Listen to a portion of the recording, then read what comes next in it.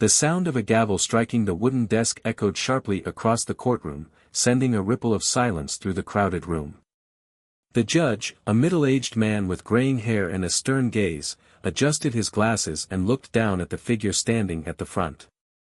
The man was none other than Elon Musk, the enigmatic billionaire entrepreneur, and he was about to face a courtroom battle that had the potential to change the future of his companies.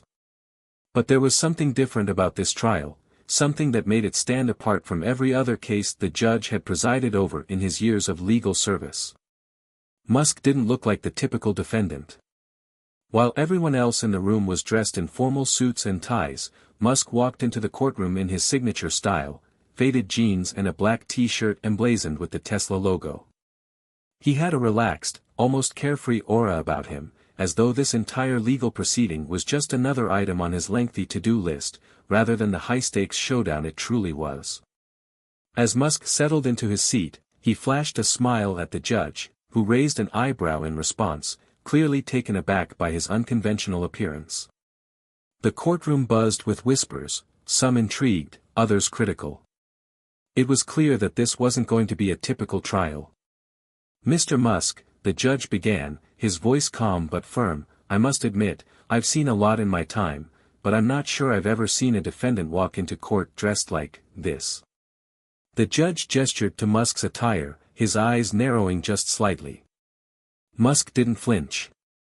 He simply grinned and leaned back in his chair, looking comfortable despite the tension in the air. "Well, Your Honor," Musk replied, his voice casual but carrying an underlying sincerity, "I figured if I'm going to be here for a few days, I might as well be comfortable. Plus, it's a Tesla shirt, so I'm still representing my company, right?" The judge blinked, trying to suppress the hint of a smile that tugged at his lips. He was a seasoned legal professional, known for his unflappable demeanor, but Musk's ability to break the tension in the room was something he hadn't anticipated. It was the kind of humor that could either charm the court or undermine the gravity of the proceedings. "We're here to discuss a serious matter, Mr. Musk," the judge said, his voice taking on a slightly more formal tone. "This is not a press conference. I expect you to treat this case with the respect it deserves." Musk nodded, his face still relaxed, though there was a flicker of understanding in his eyes. "Of course, Your Honor. I'm all in for the serious stuff. But a little humor never hurt anyone, right?" The judge simply nodded, his gaze unwavering, as the courtroom settled into a more formal rhythm. The opposing counsel stood up to begin the opening statements, his voice sharp and precise as he laid out the gravity of the case. The plaintiff, a competitor in the tech industry, was suing Tesla for alleged patent infringement related to one of their electric vehicle innovations. The stakes were high, not only for Musk's companies but for his personal reputation, as well as the potential legal consequences. The atmosphere in the room was tense, the air thick with anticipation as both sides prepared for battle. But Musk seemed unfazed. He leaned forward in his chair, occasionally whispering to his legal team, his expressions relaxed as though he was about to give a TED Talk, not face a jury of his peers. The lawyer representing Musk, Sarah Thompson, stood up next. She was a seasoned litigator, known for her keen legal mind and no-nonsense approach. But even she couldn't help but exchange a brief, amused glance with Musk as she began outlining their defense. She was prepared to do battle with the opposing counsel, but Musk's unorthodox behavior had already set the tone for what was likely going to be a far more unusual trial than anyone had anticipated.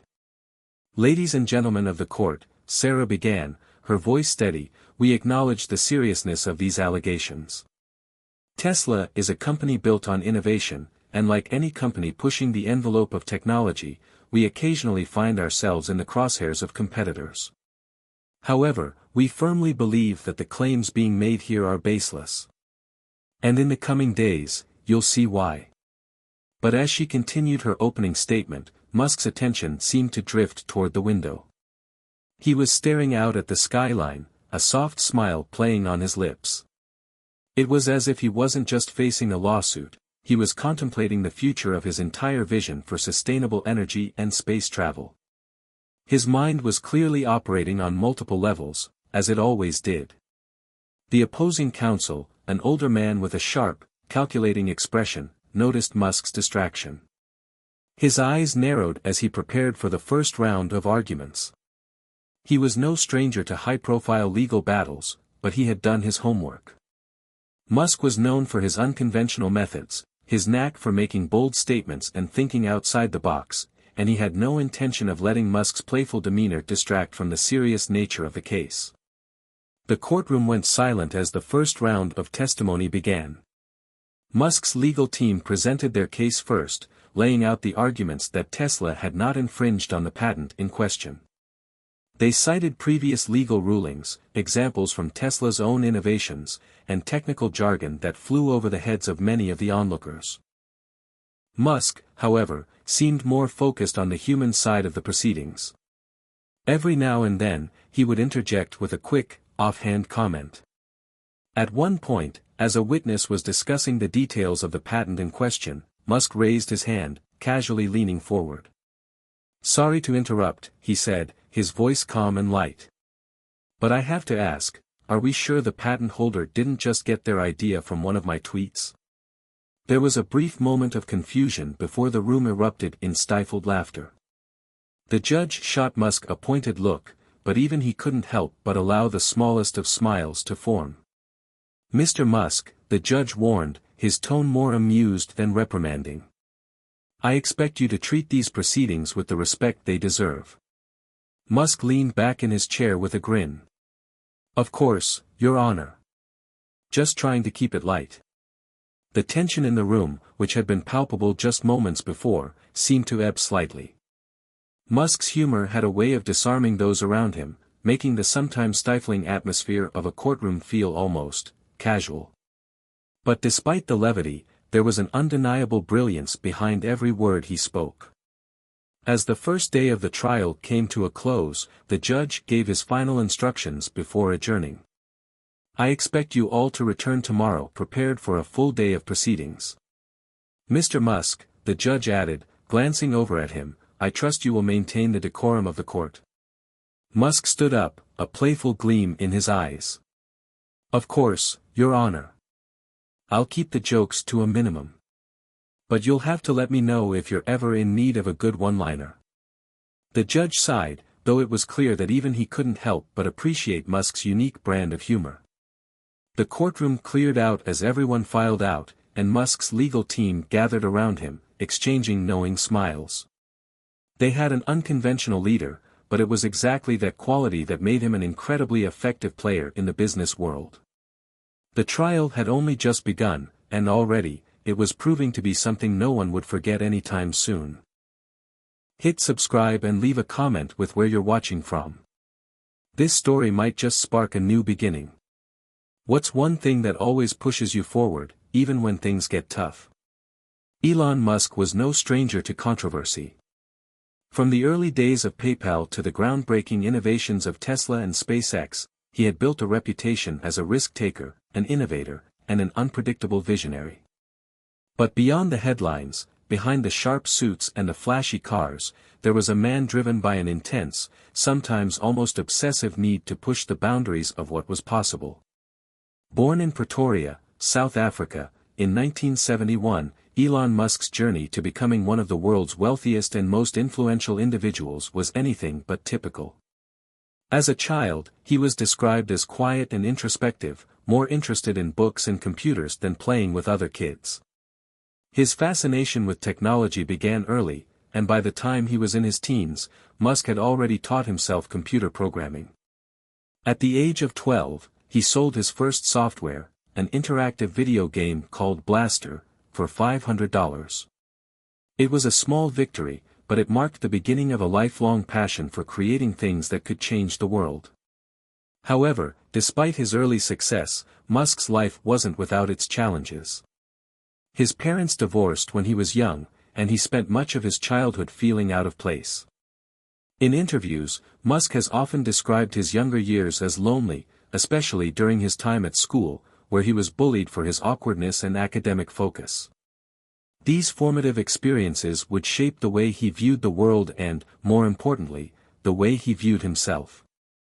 "I didn't have any friends," Musk once said in an interview. "It was hard for me to connect with people. I spent most of my time reading, learning about everything from physics to philosophy." Musk's academic journey would take him from South Africa to Canada, and eventually to the United States, where he attended the University of Pennsylvania. There, he earned degrees in both economics and physics, two fields that would later come to define his entrepreneurial ventures. He was determined to make a mark, not just as a businessman, but as someone who could change the world in ways no one had thought possible. After graduating, Musk started his first company, Zip2, an online software company designed to help newspapers create digital versions of their content.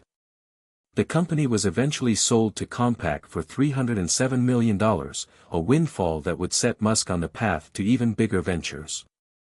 But rather than rest on his laurels, he plowed that money into new ideas that would reshape the industries he touched. In 1999, Musk co-founded X.com, an online payment company that would later become PayPal. Despite the rocky road to success, Musk's relentless drive and vision ultimately paid off when eBay bought PayPal for $1.5 billion in 2002. With his newfound wealth, Musk set his sights on something far more ambitious: space travel. SpaceX, founded in 2002, was Musk's answer to the long-standing problem of space exploration. He envisioned a world where space travel was affordable and sustainable, where humanity could one day colonize other planets. His goal wasn't just to build rockets, it was to revolutionize space travel and make it a viable option for the future. His ventures into the electric vehicle market with Tesla followed the same blueprint, to create sustainable, environmentally friendly technologies that could change the world. Yet for all his success, Musk's journey hasn't been without its struggles. The early days of Tesla were fraught with financial difficulties, and SpaceX faced numerous setbacks, including rocket failures and doubts from the aerospace industry. Musk was known for his relentless work ethic, often working 100-hour weeks, and for the emotional toll his ventures took on him. In fact, Musk has openly admitted that there were times when he came close to giving up. But his passion for innovation and his desire to prove the naysayers wrong kept him going. Musk's personal life has been just as public as his professional one. He's been married 3 times, twice to actress Talulah Riley, and has had numerous high-profile relationships. But despite his fame and fortune, Musk has always remained an intensely private person. His social media presence, particularly on Twitter, offers a window into his quirky personality and often unfiltered thoughts. He's known for his offbeat sense of humor, sometimes teasing his followers with memes, but also for his serious moments, where he talks about his vision for the future and his desire to make a lasting impact on the world. In the courtroom, as the case against Tesla and SpaceX unfolded, it became clear that Musk's unconventional approach to life and business had also made its way into his legal strategy. While others around him were tense, carefully considering every word they spoke, Musk remained relaxed, his demeanor casual even as the stakes grew higher. He was used to navigating through challenges, whether in the boardroom or on the test launch pad. Yet, there was a deeper motivation behind his carefree exterior. Musk's humor, it seemed, wasn't just a defense mechanism or a way to avoid the stress of the situation. It was a tool. A tool he had honed over the years to navigate the often cutthroat world of business and technology. Humor had a way of disarming his opponents, making them underestimate him, and giving him an edge in high-stakes situations. His approach to business and life wasn't without its critics. Many believe that Musk's personality, his willingness to push boundaries and his off-the-cuff remarks on social media, was more of a hindrance than a help. Some saw him as a reckless billionaire with no filter, a man who would say or do anything to get what he wanted. But there was also a growing group of supporters who admired his authenticity, his willingness to take risks, and his unyielding belief that the world could be better if we simply dared to think differently. For those who worked closely with Musk, they knew that beneath the humor and the eccentricities was a mind that could see things others couldn't. His capacity for innovation wasn't just about being smarter than the next guy, it was about seeing the world not as it was, but as it could be. And that's what set him apart. As the trial continued, the judge and everyone else in the courtroom began to realize that Musk's presence was more than just a distraction. His legal team was just as formidable, and while he might approach the case with humor and lightheartedness, there was no mistaking the seriousness with which he approached his business ventures. In fact, Musk's ability to blend humor with sharp legal strategy was beginning to work in his favor. It was clear that the case would not be decided by legal wrangling alone, it would be decided by the character of the people involved. And if there was one thing that Elon Musk had in abundance, it was character. The question, however, was whether that character would be enough to overcome the serious allegations and secure victory for his companies. The courtroom drama was just beginning, and the world was watching closely. As the trial moved into its second day, the atmosphere in the courtroom grew even more charged. What had started as a casual affair, marked by Elon Musk's unorthodox approach, was quickly turning into a fierce legal battle. The proceedings had become something of a spectacle, with Musk's humor continuing to break the tension, but beneath that laid the immense pressure he was under. It was clear that Musk's unconventional style was both a strength and a liability. His unfiltered remarks on social media, coupled with his eccentric public persona, had long drawn criticism. But in the courtroom, it was starting to become a double-edged sword. The opposing counsel, a sharp and calculated lawyer named Andrew Miller, seemed intent on using Musk's tendency to speak his mind against him. Miller's cross-examination had the potential to be a turning point in the trial, a chance to discredit Musk's credibility and paint him as someone whose actions didn't always align with his words.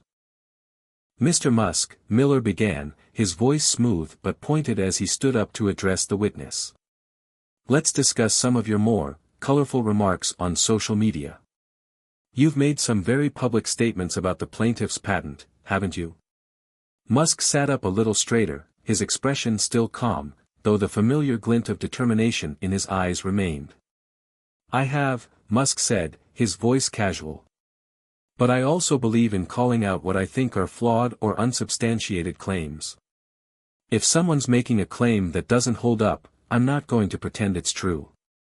Miller leaned forward, a small smirk crossing his face as he glanced at the jury. "Indeed.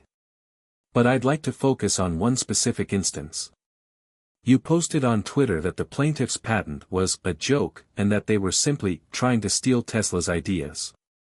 Would you agree that calling someone's intellectual property a joke could be considered defamatory?" Musk hesitated for a moment, a slight shift in his posture as he turned toward his legal team.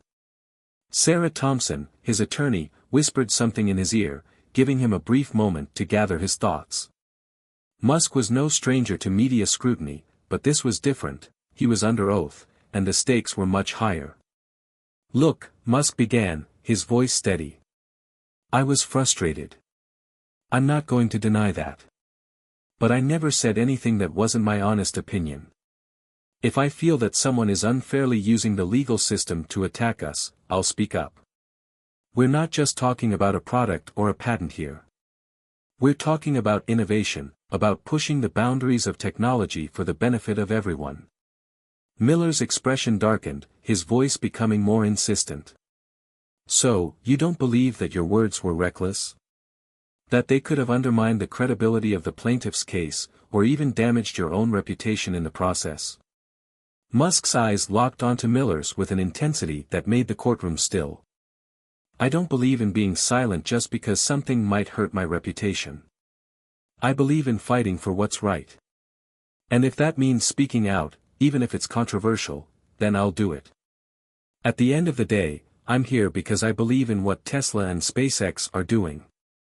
I'm here to defend that vision." The courtroom remained quiet for a moment. Musk's words hung in the air, and for the first time in the trial, it felt as though the room was no longer divided between defenders and critics. There was a sense of reverence for his unapologetic commitment to his ideals, even if it made some uncomfortable. Judge Thompson, who had been silent during the cross-examination, spoke up at last. "Mr. Musk, I understand that you have a strong personality and a direct approach to communication. But I must remind you that in this courtroom, your statements have weight, and they will be scrutinized closely. I expect you to remain respectful, not just of your opponents but of the legal process itself." Musk nodded, acknowledging the judge's warning, but his expression didn't shift. "Understood, Your Honor," he said, though there was a flicker of defiance in his eyes.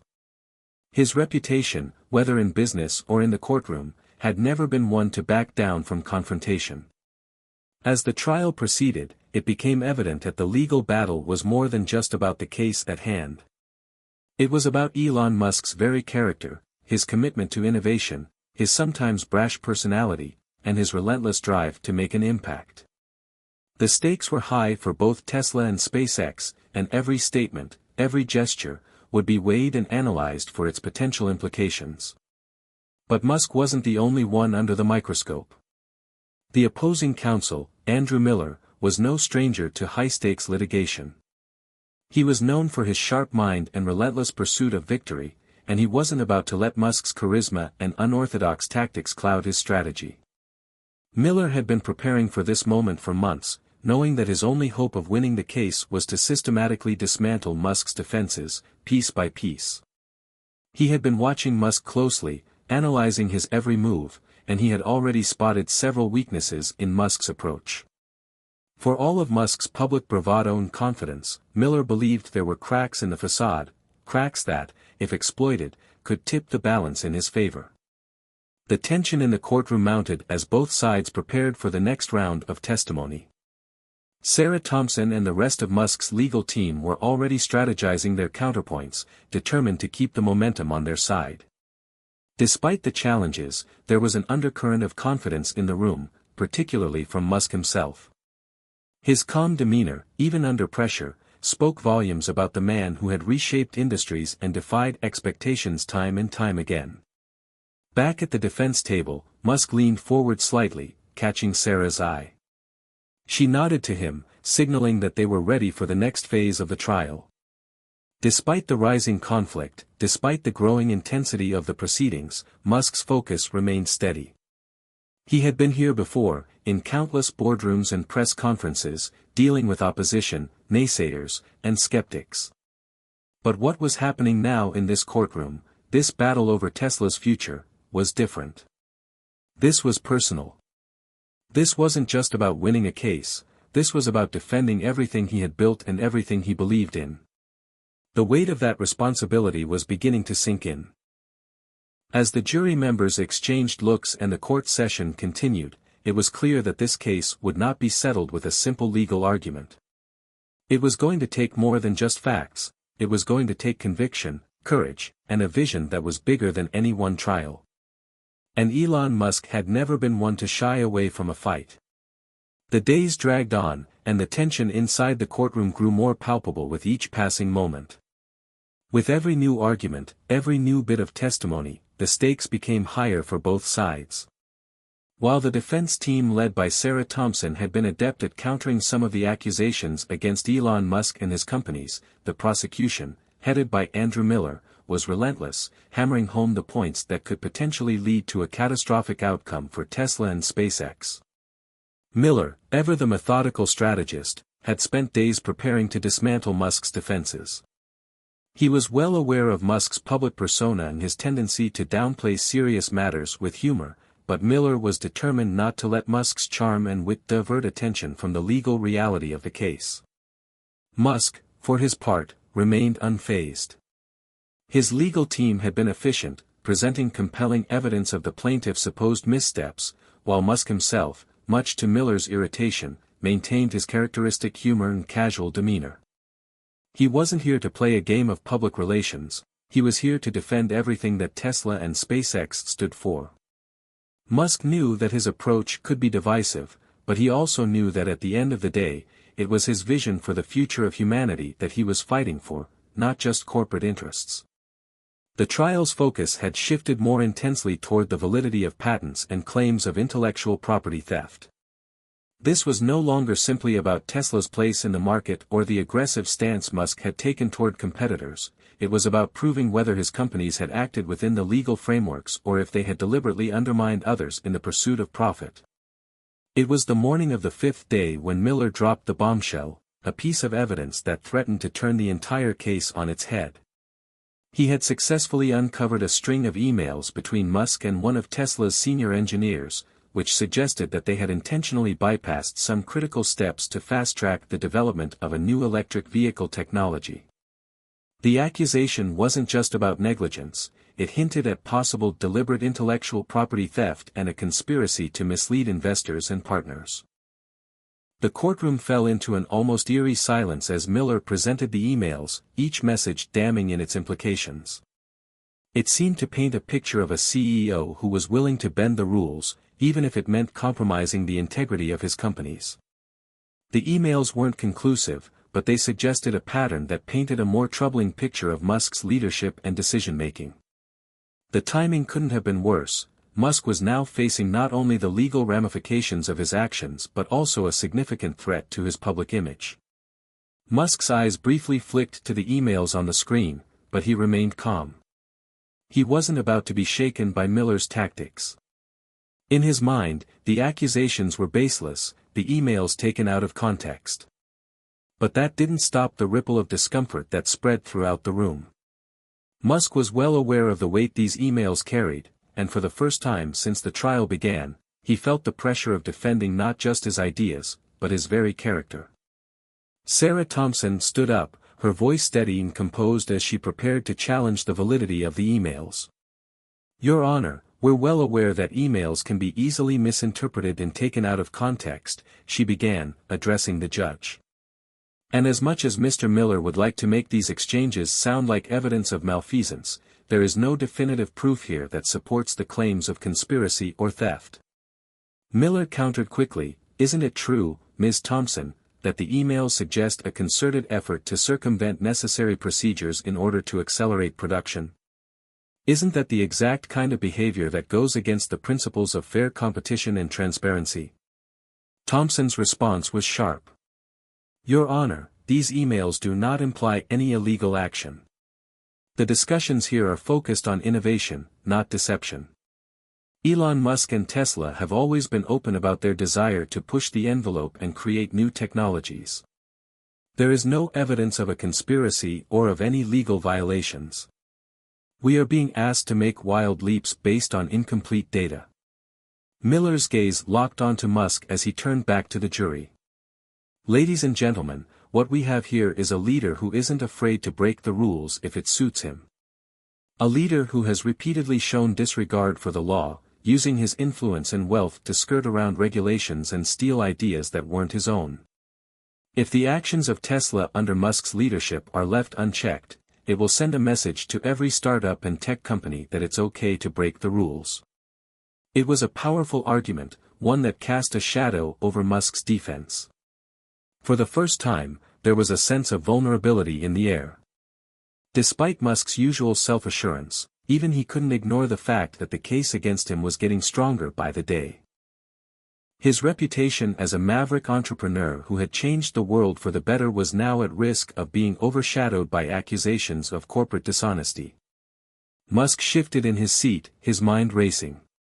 He knew what was at stake, not just for Tesla and SpaceX, but for his entire legacy. There were billions of dollars on the line, but more importantly, there was a vision that Musk had spent his entire career building, a vision of a sustainable future, of humans living on Mars, of electric cars replacing gas guzzlers. His companies weren't just businesses to him, they were the means to create a better world. And if that vision crumbled now, it would set humanity back decades in its pursuit of a future where technology worked for the good of all.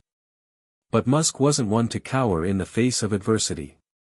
As the courtroom awaited the judge's decision on the next steps, Musk made a mental note. He would face this trial head-on. He would defend his vision for the future. And if that meant facing personal scrutiny, then so be it. But something had shifted. He knew he had to do more than just defend his companies. He had to show the world that the very values that had driven Tesla and SpaceX could withstand the intense scrutiny of the legal system. The more the prosecution tried to frame him as an arrogant billionaire who thought he was above the law, the more he realized he had to fight to prove that what he was doing wasn't just for profit, it was for the future of humanity. Musk's thoughts were interrupted as the judge called for a break, signaling that the next round of arguments would begin shortly. As the courtroom emptied, Musk remained seated, his fingers drumming softly on the table in front of him. It was time to prepare for the next stage of this battle, where the stakes were higher than ever. The trial was far from over, but one thing was clear: the forces clashing in this courtroom were not just legal teams, they were the values of innovation, competition, and responsibility in the face of a rapidly changing world. And as Elon Musk stood there, preparing for whatever came next, he knew that this fight wasn't just for his companies, it was for the very idea of progress. The courtroom had been tense all week, but as the trial entered its 7th day, something unexpected happened. The long hours of legal sparring and strategic maneuvers had led to a breaking point for both sides. The judge had ruled that the emails presented by Miller's team were, in fact, admissible, and Musk's legal team was given a brief window to refute their implications. The defense was reeling, caught off guard by how quickly the tides had turned. But what none of them saw coming was the sudden twist that would not only change the direction of the trial but also shake Musk to his core. The defense team had been preparing for the cross-examination of the plaintiff's main witness, a former Tesla engineer who had filed the original lawsuit against Musk and his companies. The engineer, Michael Graham, had once been a rising star at Tesla, until a dispute over intellectual property rights led him to leave the company and pursue his legal action. He was the one who had allegedly uncovered the questionable practices Musk and his team had used to rush the development of the technology in question. His testimony was expected to be the nail in the coffin for Musk's defense. But just before Graham took the stand, a sudden commotion arose at the back of the courtroom. A man wearing a dark suit and sunglasses had entered through the rear door. His presence immediately attracted the attention of everyone in the room. He was unfamiliar, and yet there was something about his demeanor that commanded the room. Musk didn't recognize him at first, but his legal team's response was instantaneous. Sarah Thompson shot up from her seat, signaling for one of the court officers. "Who is that man? What's he doing here?" The officer, equally perplexed, attempted to identify the individual, but it was clear he was someone with high-level access. The man didn't respond to the usual inquiries and walked directly to the front of the courtroom, standing near the judge's bench. The judge, clearly taken aback, asked, "Is there something we can assist you with, sir?" The man spoke quietly but with authority, and the entire courtroom fell into a hush. "I'm here with information that could change the course of this trial. If I may, Your Honor, I would like to make a statement."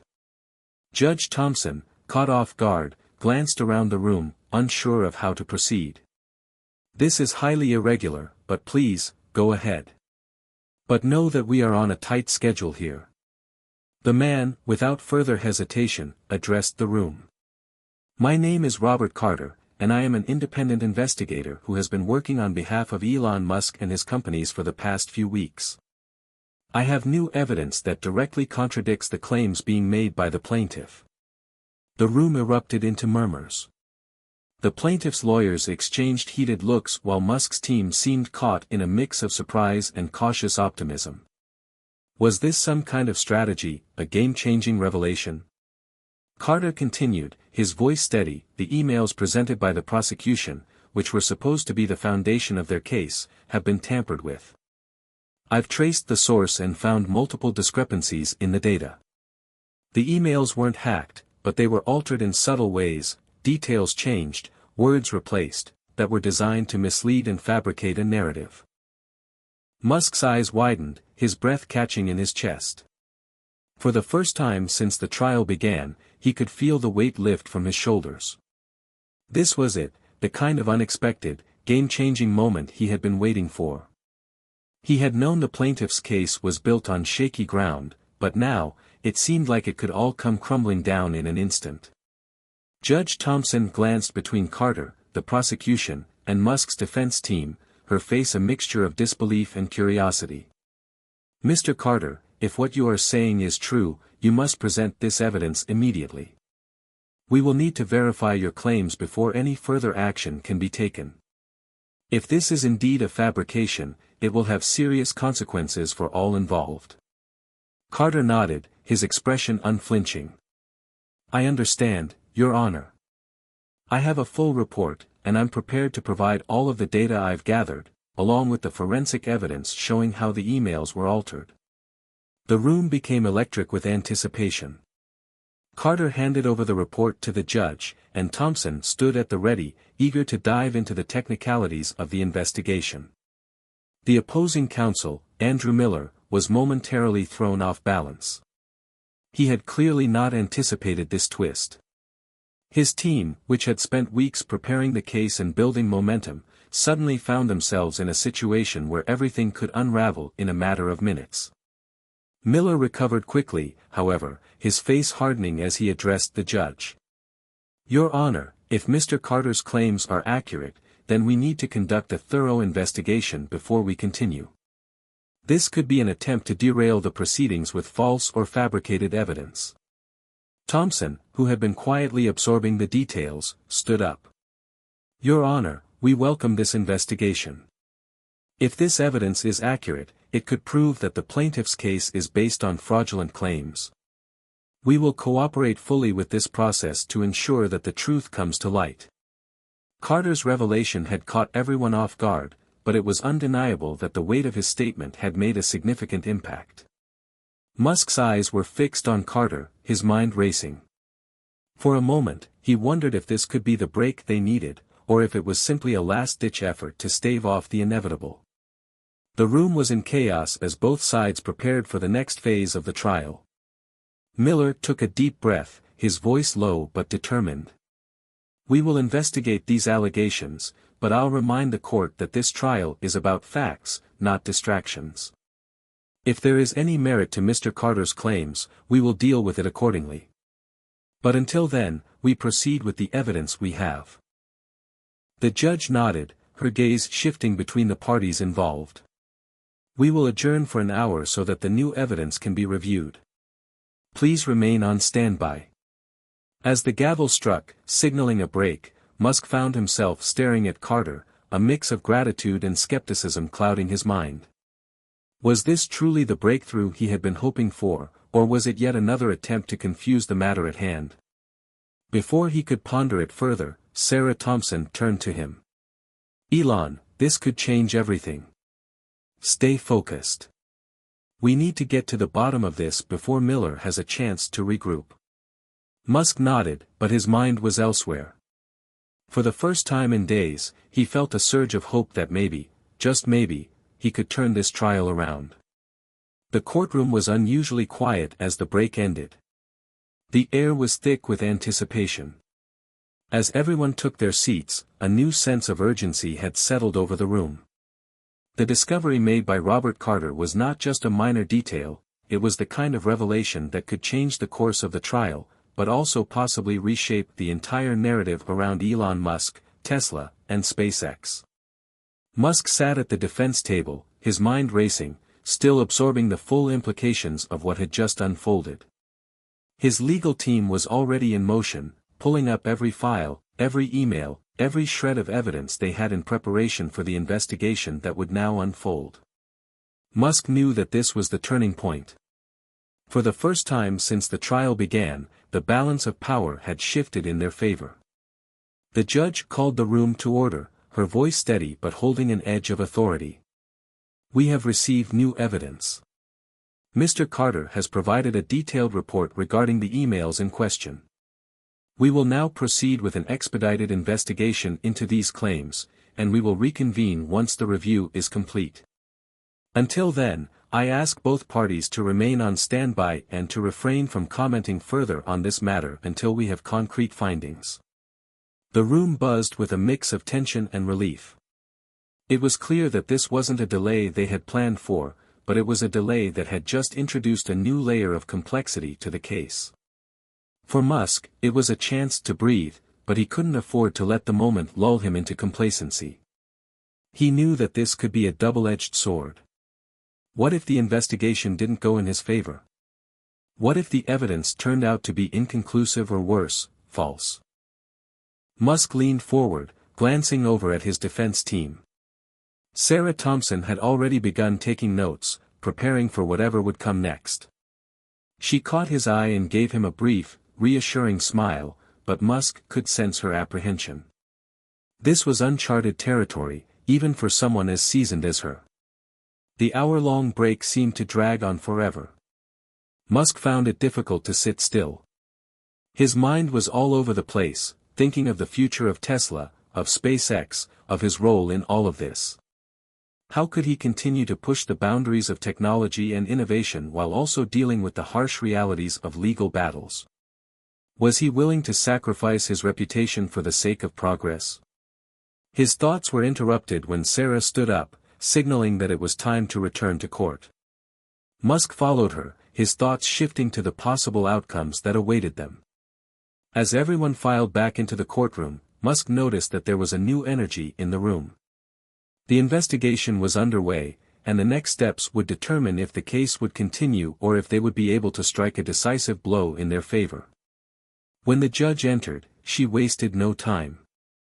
The court has reviewed the claims made by Mr. Carter. While there is still much to be determined, there are significant inconsistencies in the evidence presented by the prosecution. As a result, I am calling for an immediate hearing to allow both parties to present further information. Miller stood, his face a mixture of disbelief and frustration. Your Honor, we request that the court dismiss this so-called new evidence. It's a diversion, a tactic designed to derail the trial. There is no proof that these emails have been tampered with, and this investigator has no standing in this case. The judge remained calm. Mr. Miller, I understand your concerns. However, the claims have been made, and I will not disregard them without further investigation. If the evidence is indeed as Mr. Carter claims, it would have profound implications for this case. I expect both sides to present any supporting material they have in a fair and timely manner. The courtroom fell silent again, with everyone anxiously awaiting what would come next.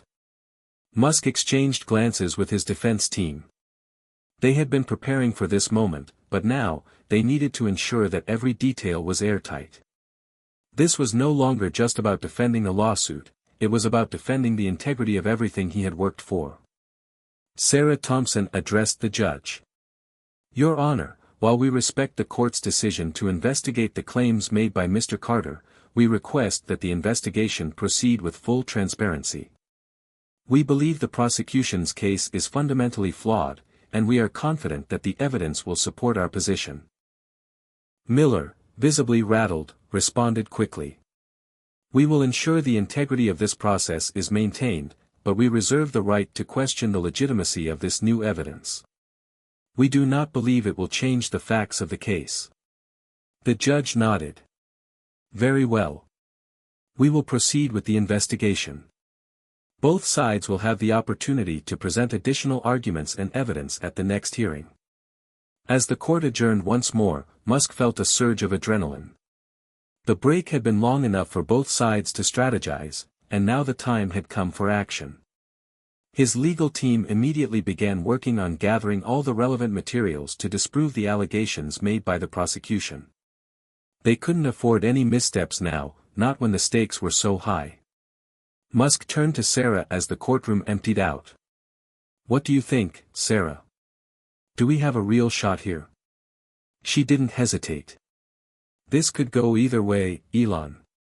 If the evidence pans out the way Carter suggests, we could have a major advantage. But we need to be prepared for the possibility that Miller's team might find a way to counter it. We need to stay focused. Musk nodded, appreciating her calm and calculated demeanor. But he couldn't help but feel a bit of doubt creep in. What if the entire investigation was a bust? What if this sudden shift didn't lead to the results they were hoping for? Before he could dwell on the possibility, Sarah continued, we need to stay proactive. I'm going to coordinate with Carter and his team, make sure we have all the data to present. I want you to focus on the bigger picture. There's still a lot of work ahead. Musk could sense the gravity of the situation. He had thought he was prepared for anything, but this trial had taken unexpected turns at every corner. One thing was clear, the fight was far from over. If anything, it was just getting started. Back in the privacy of his office later that day, Musk sat alone, staring out the window at the sprawling campus of Tesla, the heart of his empire. SpaceX was just miles away, another testament to the grand ambitions that had defined his career. He had always been an optimist, but as the days passed, the realization began to sink in: no matter how innovative, how revolutionary his ideas were, he was always going to be challenged, scrutinized, and questioned. Yet, the more the world tried to tear him down, the more he felt compelled to keep pushing forward. Not just for himself, but for the future he envisioned. The investigation would take time, and the trial would drag on, but in the end, Musk knew one thing for sure: he had to win. For the future of humanity. For the legacy of Tesla and SpaceX. And most importantly, for the vision that he believed could change the world. The path forward was uncertain, but it was his to carve. And he would fight every step of the way. The days after Robert Carter's revelation were filled with a whirlwind of activity. The investigation into the altered emails was in full swing, and Elon Musk's legal team was working around the clock. Every lawyer, every investigator, every technical expert was combing through every detail, ensuring that the new evidence would stand up to scrutiny. It was a delicate process: too many mistakes, and the whole case could collapse. Musk knew that the stakes were higher than ever. Not just for him personally, but for the companies that had become the cornerstone of his career. As the investigation continued, the courtroom became a battleground of shifting narratives. The prosecution, under Andrew Miller's guidance, was scrambling to control the damage. But despite their best efforts, the pressure was mounting. For the first time in the trial, Musk could see that Miller was not in control. There were cracks in his confidence, small but noticeable, and those cracks made Musk feel like he might be on the verge of turning the tide. But there was something else that Musk couldn't shake, a gnawing feeling in the back of his mind. While the trial played out in the public eye, he knew that there were powerful, unseen forces influencing the outcome of this case. Forces that weren't as simple as the two opposing legal teams locked in battle. This wasn't just about defending his name or his companies anymore. It was about something bigger, something Musk had started to realize only recently. He was beginning to understand that this trial wasn't just an attack on him as a person or a CEO. It was part of a larger narrative, a larger battle for the future of technology and innovation. And at the heart of that battle were those who didn't want the world to change, those who feared the radical potential of companies like Tesla and SpaceX. Musk had never been one to shy away from the idea of a fight. He was used to taking on large challenges, facing immense odds, and pushing past the limits of what most people thought was possible. But this felt different. This felt like something more insidious, a behind-the-scenes game being played at the highest levels. As the weeks wore on, Musk began to notice small signs that things were more complicated than they appeared. One evening, after a long day of meetings, he received a call from an unknown number. It was unusual for him to get anonymous calls, especially at this hour, but something in his gut told him to answer. "Mr. Musk," a calm, composed voice said on the other end. "I believe you've been underestimating the forces you're up against." Musk's pulse quickened. "Who is this?" he asked, but the voice only continued, unfazed. "You're playing a dangerous game, Elon.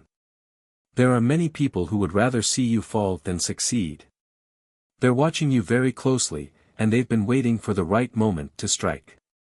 Musk leaned forward, his mind racing. "Who are you? What do you want? There's no need to worry about that. You've got bigger things to focus on. But I'll tell you this, your legal battle is a diversion. The real threat is far more subtle. If you want to protect your future, you need to start thinking bigger than just this trial. The stakes are much higher than you realize." Before Musk could respond, the call abruptly ended. He sat there for a moment, stunned. The words echoed in his mind: the real threat is far more subtle. Musk immediately shared the details of the call with his inner circle, but none of them could offer an explanation. It seemed like a cryptic message designed to rattle him, but Musk couldn't shake the feeling that there was something more to it. That night, unable to sleep, he stayed up late reviewing old files. As he sifted through some of the early emails from Tesla's inception, he was struck by something odd. One particular email caught his attention, a memo from years ago, addressed to a senior advisor at Tesla.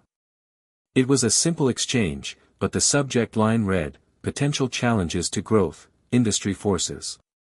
The memo outlined several concerns Tesla had faced over the years, including resistance from traditional car manufacturers, government regulations, and even covert efforts by competitors to sabotage Tesla's progress.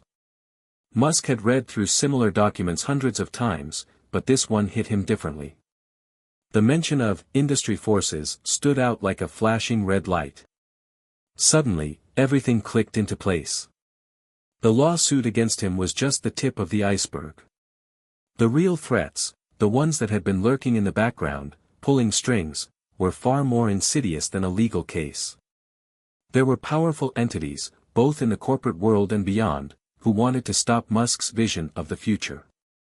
They had the resources, the influence, and the patience to wait until the right moment to strike. The feeling of being in the eye of a storm was growing stronger, and it made Musk more determined than ever to win, not just for himself, but for the future he believed in.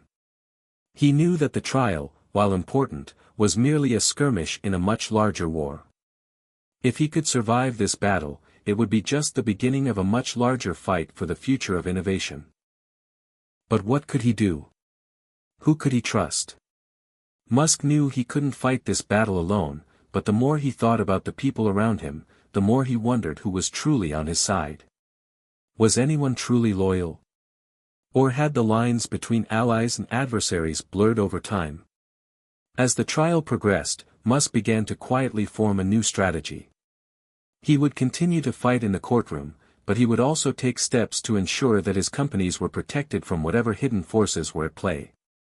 He would need to be even more strategic, more calculated than ever before.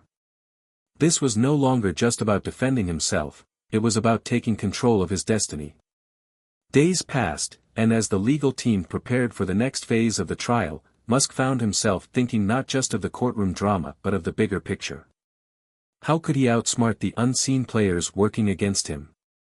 How could he protect his vision, and by extension, the future of humanity? Musk knew that the answers would require more than just legal expertise, they would require a masterful understanding of the game being played on the global stage.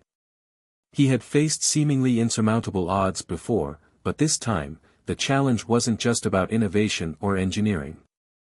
It was about survival, surviving the forces that would stop at nothing to see him fail. And Musk was ready. He would not go down without a fight. In the coming days, as the investigation into the altered emails continued, Musk's strategy began to take shape. He was not just going to play defense, he was going to take the offensive. It was time to fight back on his terms. But first, he needed to uncover just who was really behind the shadows pulling the strings. The investigation into the emails was important, but it was the investigation into the hidden forces at play that would truly determine Musk's fate. And he was prepared to dive deeper than ever before, even if it meant unearthing truths that he wasn't ready to face. Elon Musk had always been known for his unyielding determination, for his ability to push through the toughest challenges. But this trial, the ongoing courtroom battle that threatened everything he had worked for, was different. It wasn't just a matter of outsmarting a legal opponent. It was becoming clear that there were far more complex forces at play, and Musk had to figure out how to navigate them before they destroyed everything he had built. The days since the mysterious phone call had been filled with a restless energy. Musk couldn't shake the feeling that someone was watching his every move, and he couldn't trust anyone completely. He had always operated with a certain level of transparency, but now, he realized that openness could be a liability. His empire was too large, too influential, and too innovative for some not to want to tear it down. He had begun to question everything. His companies. His allies. Even his own legal team, which had done everything right in their defense thus far, might be operating with hidden motivations, he feared. But the fact remained, he had to keep pushing forward, no matter what. His next step would be critical. he couldn't allow his focus to falter. The courtroom was about to reconvene, and with it, the investigation into the altered emails that could either make or break the case. That morning, as the team prepared to head to court, Musk found himself alone in his office at Tesla's headquarters, pacing back and forth. His mind raced with thoughts of the future, his next moves, and the inevitable shifts in the balance of power. He wasn't just fighting for the truth anymore, he was fighting for his legacy.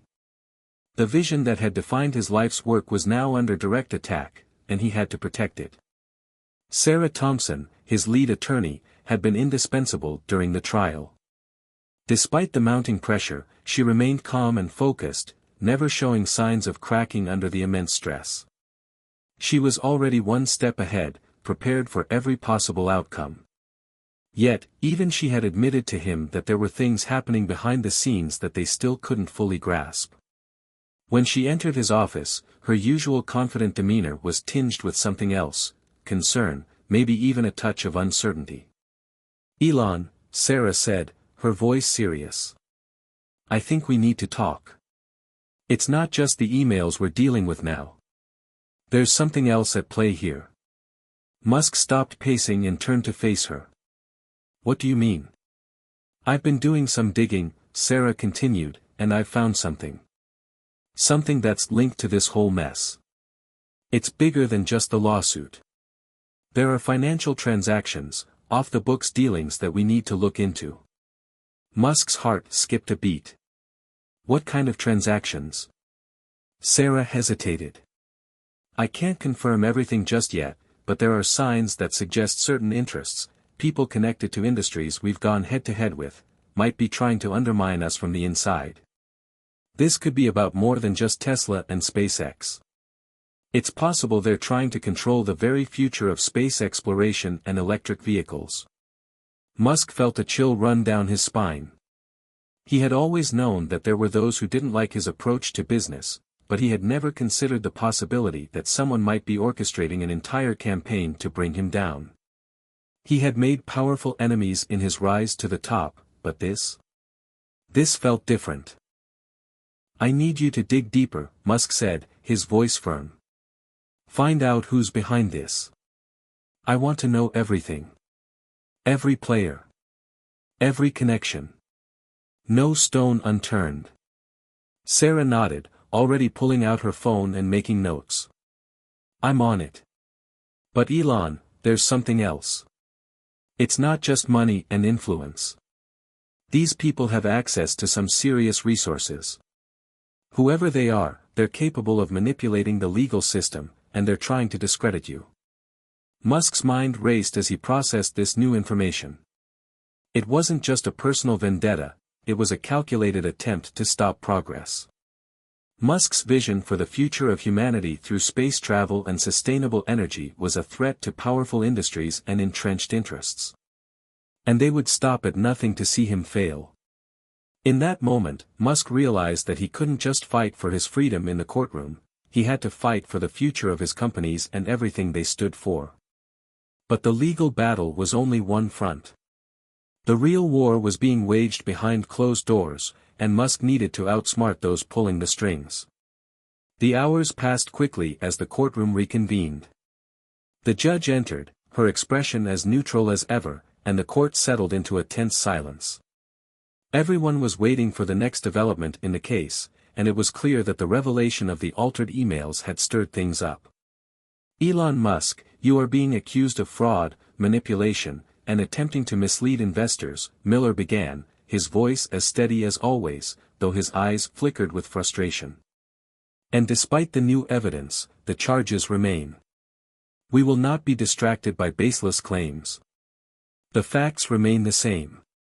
Musk sat motionless, but his mind was elsewhere. He could feel the weight of the situation on his shoulders, but his resolve had never been stronger. He was playing a dangerous game now, not just with his freedom, but with the future of humanity's technological advancement. Just as the trial was about to continue, Sarah slipped into the courtroom, walking swiftly towards Musk. She leaned in, her voice barely above a whisper. "Elon, you need to see this. I just got a lead on who might be behind all this. Musk's pulse quickened. Who? It's someone you know, someone connected to one of your biggest competitors, Sarah said. But I need more time to confirm everything. I'll let you know as soon as I have more.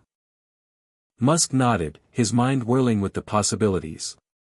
His competitors had always been vocal about their disdain for Tesla and SpaceX, but to think that one of them might be directly involved in orchestrating this entire affair, it sent a shockwave through his system. But there was no time for hesitation. If Sarah was right, then the next few hours could change everything. As the trial resumed, Musk found himself once again in the crosshairs of the prosecution. But now, he was more determined than ever to take control of the narrative. The battle in the courtroom was just one part of the larger picture. What mattered now was discovering who was pulling the strings behind the scenes, and why. The game had changed, and Musk was prepared to outmaneuver his opponents, on every front. Whatever the cost, he would protect his legacy, his vision, and the future of the world's most ambitious companies. The fight had only just begun. The tension in the courtroom was palpable. Every word spoken by the prosecution was carefully calculated, and every move made by Musk's legal team was just as deliberate. But beneath the surface of the trial, there was something far more dangerous at play. Elon Musk had already been told that there were powerful forces behind the scenes, manipulating the events that led to this courtroom drama. Now, he was more determined than ever to uncover just who those forces were. As Sarah Thompson continued her investigation into the financial and corporate transactions linked to the case, Musk found himself reflecting on the enormity of the situation. This wasn't just a legal battle, it was a full-scale war for control over the future. Tesla, SpaceX, and every endeavor Musk had championed were revolutionary, but revolutionary ideas had always faced fierce opposition from the old guard. Musk had spent his career challenging the status quo, but the stakes had never been higher. This was no longer just a fight for survival, it was a fight to reshape the world's future, and there were people who would go to any lengths to prevent that. Later that night, after hours of sifting through new evidence and consulting with his team, Musk received a phone call from Sarah. Her voice was quiet but urgent. "Elon, we've found something. It's worse than we thought." Musk's heart rate quickened. "What did you find?" "There are connections to someone at the very top of the oil and gas industry. But it's not just about them, there's a larger network of individuals, spanning across finance, tech, and even some government sectors. They've been quietly orchestrating efforts to undermine your companies for years." Musk sat up straighter, his mind racing. "Who are these people?" "I don't have all the details yet, but I can confirm one name, Dr. Richard Hawthorne." Musk's blood ran cold. He had heard of Dr. Richard Hawthorne before. The man was a powerhouse in the traditional energy industry, with decades of experience in both the public and private sectors. He had led some of the world's largest oil conglomerates, and Musk knew that Hawthorne's views on renewable energy and electric vehicles had always been hostile. "Are you saying he's behind this?" Musk asked, disbelief and fury rising in his chest. "It's more complicated than that," Sarah continued. "He's been using intermediaries, financial backers, lobbyists, even media outlets, to push his agenda. He's not acting alone." Musk rubbed his temples, trying to process the implications. For years, he had been at odds with the old energy sector, but this was a revelation on an entirely different level. To think that someone as influential as Dr. Hawthorne could be working behind the scenes to destroy him, it felt personal. It was one thing to be opposed by a competitor, but to be sabotaged by a network of powerful people bent on maintaining the status quo. "How do we stop them?" Musk asked, his voice sharp. Sarah's tone was grim. "We need to expose them. This isn't just about saving Tesla and SpaceX anymore. This is about revealing the full extent of their influence. We need to shine a light on the people who think they can control the future by suppressing progress." Musk's mind was already racing. "We have the evidence we need, don't we?" "We have some of it," Sarah replied. But we need to move quickly before they can cover their tracks. This is going to get even messier before it's over. Musk sat in silence for a moment, absorbing everything Sarah had just revealed.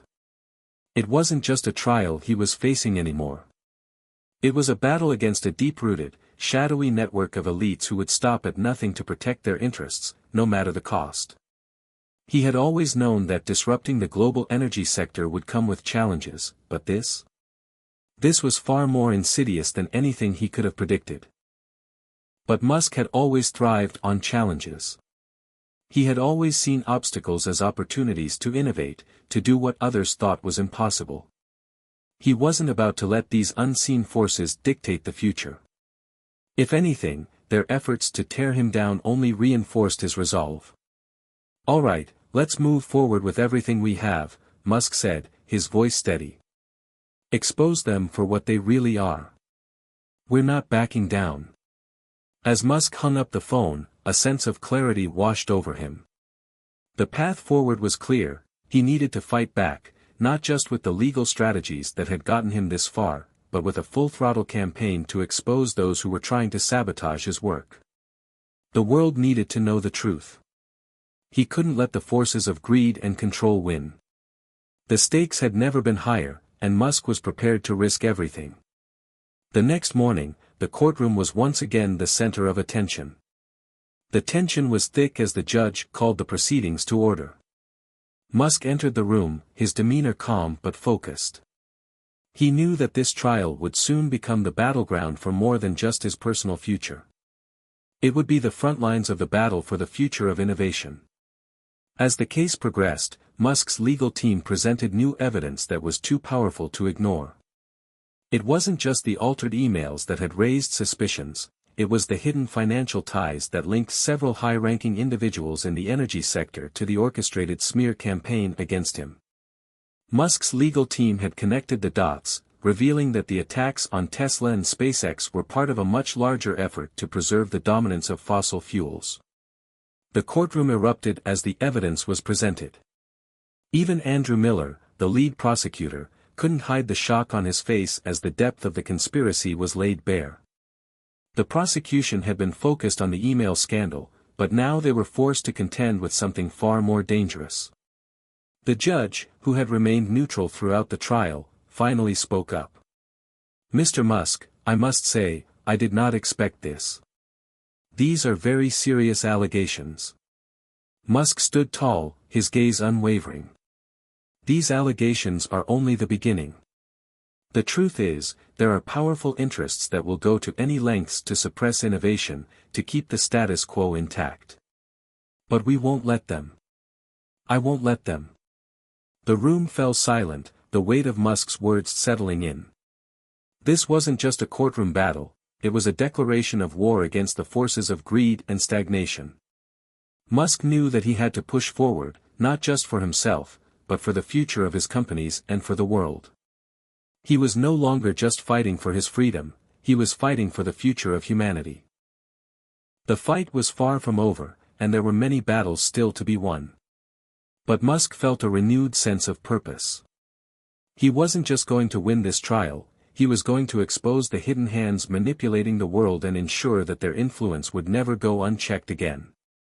This was just the beginning of a much larger journey. The hidden forces may have thought they could control the future, but Elon Musk had other plans. And with each step forward, he was one step closer to unmasking them for the world to see. Elon Musk had always been a man of vision. He could see the future before it happened, and he was unafraid to challenge the impossible. Yet, nothing had prepared him for the ruthless intricacies of the battle he now faced. The courtroom had become his battlefield, but behind the scenes, a deeper war was being waged, a war against an entrenched system that refused to relinquish its control. The morning after the courtroom revelations, the mood had shifted. For the first time in weeks, Musk felt a sense of cautious optimism. The pieces were beginning to fall into place. The financial transactions, the hidden ties between the oil moguls and certain political figures, these were the keys that could expose the larger conspiracy. But they also represented the most dangerous phase of the fight. The powers that be would not stand idly by. Musk knew that they would strike back, harder than ever. But the evidence was irrefutable. Musk's legal team had done their work. They had connected the dots between Dr. Richard Hawthorne and a network of wealthy financiers and lobbyists who had long been working behind the scenes to stifle Tesla and SpaceX's growth. These individuals didn't just see Musk as a rival, they saw him as a direct threat to their business empires. The very technologies Musk was developing, from electric vehicles to space exploration, could unravel decades of profits built on fossil fuels. Yet, even as the truth came to light, Musk knew this was only the beginning. The courtroom was about to become the stage for an all-out battle, and the stakes had never been higher. Back at Tesla headquarters, Musk sat in his office, reviewing the latest developments. He was surrounded by a sea of monitors, each displaying a different set of data, financial records, legal documents, news reports, and messages from his trusted inner circle. There was a new intensity in the air, a shift that could not be ignored. Sarah Thompson, who had been working tirelessly to track the various figures linked to the conspiracy, had just walked in. Her expression was more resolute than usual, and her eyes held a glint of both caution and determination. "Elon, we need to talk," she said, her tone serious. Musk leaned back in his chair, his fingers steepling as he looked at her. "What's going on?" "We're running out of time," Sarah began, a slight edge to her voice. "The opposition knows that we're closing in on them. We've made enough of an impact that they're getting desperate. I've got word that they're planning to ramp up their efforts against you, personally." Musk's brow furrowed. He had anticipated retaliation, but the idea that things were escalating quickly made his stomach twist. "What do you mean, personally?" "I've gotten intel," Sarah said, pulling up a document on her tablet. "They're going after your reputation. They're trying to discredit you in the media. If they can turn the public against you, it'll be much harder to maintain support, especially when the trial continues. You've already made enemies in some of the most powerful industries in the world. Now they'll try to turn the narrative." Musk stared at her, a heavy silence settling in between them. He knew that media manipulation had always been a part of warfare for the powerful. But this? This was different. The personal attacks would go beyond just questioning his business practices. They were aiming to destroy him, to ruin his credibility. "Let them try," Musk said, his voice steady. "I've weathered worse." Sarah nodded. "I don't doubt your ability to handle the pressure. But we need to be ahead of them. We can't just react, we need to control the narrative. If we get ahead of this, we can expose their tactics, turn their own weapons back on them." Musk's eyes narrowed as he thought about the bigger picture. "How do we do that?" "We need to go public," Sarah said, her voice gaining strength. "We need to expose the entire conspiracy, bring it all into the light. We can't just keep uncovering things behind closed doors. We need to go to the press with all of the evidence we've gathered, show the world what's really happening." Musk felt a surge of resolve. He had always known that the only way to fight back against the entrenched powers was to be transparent, to force them into the open. This wasn't just about saving his companies, it was about standing up for the very principles that had driven him to create Tesla, SpaceX, and the rest. The future of humanity's progress was on the line, and he couldn't back down. "I'm ready," Musk said, his voice firm. "Let's do it." That afternoon, Elon Musk sat down for an exclusive interview with one of the most respected journalists in the world. The story was about more than just his companies, it was about revealing the forces working behind the scenes to undermine everything he had worked for. As the cameras rolled and the interview began, Musk knew that this would be one of the most important moments of his career. The room was filled with a tension that felt almost electric. Every question, every response, could tip the balance in one direction or another. He wasn't just answering questions, he was taking control of the narrative. "Mr. Musk," the journalist began, "you've been facing some serious allegations in court recently, and there have been accusations that your companies have manipulated financial records and misled investors. How do you respond to those claims? Musk sat up straight, his gaze unwavering. The accusations against me and my companies are not just false, they're part of a larger, orchestrated attack by powerful individuals who have a vested interest in keeping the status quo. They don't want the world to move forward, to adopt clean energy or to explore space. They want to preserve their monopoly on fossil fuels, and they'll do anything to stop us. The journalist raised an eyebrow, clearly taken aback by Musk's bold response. Are you saying that this trial is part of a larger conspiracy to destroy your companies? Yes, Musk replied without hesitation. It's not just about me, it's about the future of humanity. There are powerful people who see Tesla and SpaceX as a direct threat to their profit margins. They've been using every weapon at their disposal, from media manipulation to legal tactics, to undermine us. But we won't back down. We will fight this, and we will expose the truth. As the interview progressed, Musk's words resonated with the audience. His conviction was undeniable. The more he spoke about the hidden financial ties and the vast network of corporate interests that had aligned against him, the more the narrative began to shift. What had once been a courtroom battle over emails and stock prices was now a battle for the future itself. By the time the interview ended, Musk had made his point. The world was watching, and the tide was beginning to turn. His words had cast a spotlight on the shadowy forces that had tried to tear him down, and they had no choice but to face the truth.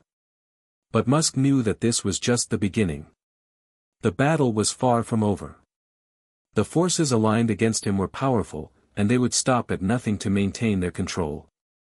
But Musk had always been a fighter, and now, more than ever, he was ready to push forward. The court case, the media campaign, the shadowy figures behind the scenes, all of it was converging into one crucial moment.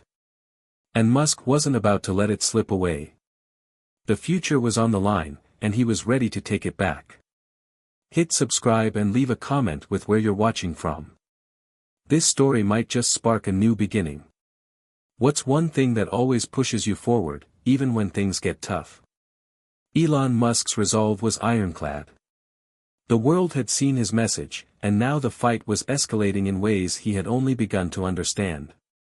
The courtroom battle, the press conferences, the exposé on the dark underbelly of the energy industry, all of it had set the stage for what was coming next. Musk could feel the weight of history on his shoulders. This wasn't just about saving his companies anymore, it was about changing the world. Back at Tesla's headquarters, the atmosphere had shifted dramatically. What was once a company under siege now felt like a movement, a collective force of people working toward a common goal. Musk had always been a visionary, but now his employees, his investors, and even the public were rallying behind him in ways he hadn't anticipated. They were all in, ready to face whatever came next. Musk's legal team, too, was working around the clock, analyzing every piece of evidence, every argument, every possible move. As the trial entered its final stages, the spotlight was no longer just on Musk's personal life or the actions of his companies, it was on the larger system of corporate corruption that had been revealed. The network of powerful figures who had conspired to sabotage Tesla and SpaceX was being exposed in real time. The press had caught wind of it, and they were hungry for more. One evening, just after another intense day in court, Sarah Thompson entered Musk's office, holding a folder that looked thicker than usual. The exhaustion on her face was evident, but so was the sense of determination. "Elon, we've hit a breakthrough," she said, setting the folder down in front of him. "I think we have the smoking gun." Musk leaned forward, intrigued but cautious. "What do you mean? What did you find?" Sarah flipped open the folder and pulled out a series of documents and screenshots from encrypted communications. "We've been tracking the connections between Dr. Hawthorne and his associates. But this is bigger than we thought. These are direct communications between Hawthorne and high-level executives from several major oil companies. They're coordinating efforts to influence global energy policies. But more importantly, She paused, letting the weight of her words settle. Musk could feel his heart rate spike. What's more important? These communications suggest that they've been funding opposition campaigns against your companies for years. Not just media smear campaigns, but direct attempts to disrupt your supply chain, sabotage projects, even incite false regulatory scrutiny. They were pulling the strings behind a lot of what's been happening to you. Musk's mind raced as he processed the implications. They had been under attack for much longer than he had realized. This wasn't just a legal issue, or even a business rivalry. This was an all-out war on the future of energy and technology. And they had been playing a long game, one that Musk was only now starting to fully comprehend. Who's funding this? Who's backing Hawthorne? Musk asked, his voice low and sharp. Sarah pulled out another document, this one revealing a list of shell companies and anonymous investors. It's hard to trace all the way to the top, but there's a clear pattern. A lot of the funds are coming from corporate conglomerates that have ties to governments. This goes all the way to the highest levels. Musk ran a hand through his hair, the gravity of the situation sinking in. They had discovered the network, now they needed to take it down. But he knew this wouldn't be easy. The people involved weren't just wealthy, they were entrenched in power. They had access to resources that Musk could barely fathom. This was no longer just a courtroom drama, it was a war of information, influence, and control. Do we have enough to take this to the media? Musk asked. I think we do, Sarah replied. But we need to act fast. The longer we wait, the more time they have to cover their tracks. This is their last chance to strike back. If we expose them now, it'll shift the entire narrative. But if we wait too long, they'll find a way to bury it. Musk stood up, pacing around his office. His mind was racing with the possibilities. The last few weeks had been a whirlwind of discovery, danger, and uncertainty. He had always prided himself on pushing the limits, on doing what others said was impossible. But this felt different. The stakes were so much higher. It wasn't just about the companies, it was about the future itself. I'm ready, Musk said, stopping to look at Sarah. Let's take them down. The next day, as the court proceedings continued, the world outside the courtroom began to shift. In a move that sent shockwaves across the media landscape, Musk's team made an unexpected announcement. They would be releasing the full extent of their findings to the public. The press was hungry for a story, and now they had one that was bigger than anything anyone could have anticipated. The evidence of the conspiracy was damning. Musk's team had compiled a comprehensive report detailing the financial and strategic efforts to undermine his companies, backed by irrefutable documentation. The names were out there, the money trails exposed, and the connections were clear. The energy giants who had been threatened by Tesla's rise, the politicians who had been bought, the media outlets that had been manipulated, it was all laid bare for the world to see. The press release went live, and within hours, news outlets across the globe were picking up the story. Social media exploded with hashtags and debates. The public was in shock. People were angry. This wasn't just about business, this was about corruption at the highest levels, about a system that had been rigged to maintain power at the expense of progress. As the news spread, the courtroom was filled with a new kind of energy. Musk's legal team presented the latest findings in a strategic move that no one saw coming. The prosecution was left scrambling. They had focused so much on the technicalities of the case, they hadn't anticipated the overwhelming public pressure that would follow this new revelation. The spotlight was no longer just on Musk, it was on the forces trying to take him down. Your Honor, Musk's lawyer began, the evidence we have presented today has exposed a widespread, systematic attempt to undermine my client and his companies. These efforts have gone far beyond the scope of any single case. This is about a fundamental attack on the future of clean energy, space exploration, and technological innovation. The people behind this conspiracy have been manipulating the very systems that are meant to foster competition and progress. It's time to expose them. The courtroom fell silent. The judge, who had been observing the developments carefully, spoke. "Mr. Musk, I must admit that the magnitude of this case has surpassed my expectations. You've provided compelling evidence that demands attention. We will now take a brief recess to review these new developments." As the court took a break, Musk sat back in his chair, allowing himself a moment of reflection. The tide was turning, but there was still much to be done. He had made a dent in the system, but he knew the fight was far from over. One thing was clear: the battle had just begun, and the outcome was no longer in the hands of the elites who had tried to crush him. This was a war for the future, and Elon Musk was determined to win it.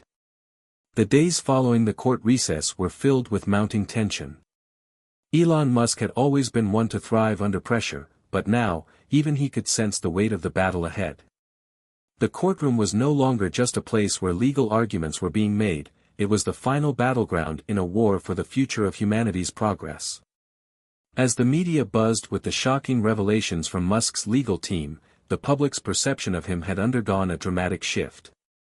What was once a simple narrative of a tech mogul battling business rivals had morphed into something far larger. People were now seeing Musk not just as the CEO of Tesla and SpaceX, but as a symbol of resistance against a system built on corruption and outdated practices. His fight wasn't just for his companies, it was for innovation itself.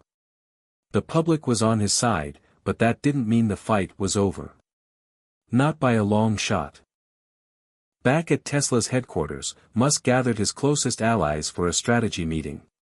In a sleek conference room, the team was seated around a long table. The air was thick with anticipation. Musk leaned forward, his gaze intense as he looked around at the faces of the people who had been by his side through this entire ordeal. Sarah Thompson, always the voice of reason, was the first to speak.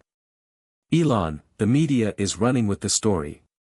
The public is behind us, but we know the powerful forces at play here aren't going to give up easily. They've already started to regroup. We need to act fast before they can recover." Musk nodded, his fingers tapping rhythmically on the surface of the table. "I know. But what we've done so far is just the beginning. We've exposed their tactics, but now we need to change the game entirely. If we're going to win this fight, we need to not just defend ourselves, we need to redefine the conversation." Mark Wheeler, Tesla's head of strategy, chimed in. "What do you mean by redefine the conversation?" "We need to go on the offensive," Musk said with quiet determination. "The system they've built isn't just about sabotaging our companies, it's about maintaining control of the future. And we can't just fight back with court cases and media leaks. We need to show the world that we're not just a part of the old system, trying to survive in it. We need to lead the charge towards something bigger, something better. We need to show them that the future is renewable energy, space exploration, and clean technologies, not fossil fuels, not old-world politics." Sarah and Mark exchanged glances, processing Musk's words. It was clear to them that Musk wasn't simply trying to protect his empire, he was positioning himself as the leader of a movement. "How do we do that?" Sarah asked, her voice steady but curious. "We need to bring together the most innovative minds, the most passionate people," Musk replied. "We'll create a platform, an open-source initiative where companies, governments, and individuals can come together to collaborate on solutions for the future. This will be a space where the old guard can't control the conversation. Where the real work gets done." The room was silent for a moment as the weight of Musk's vision sank in.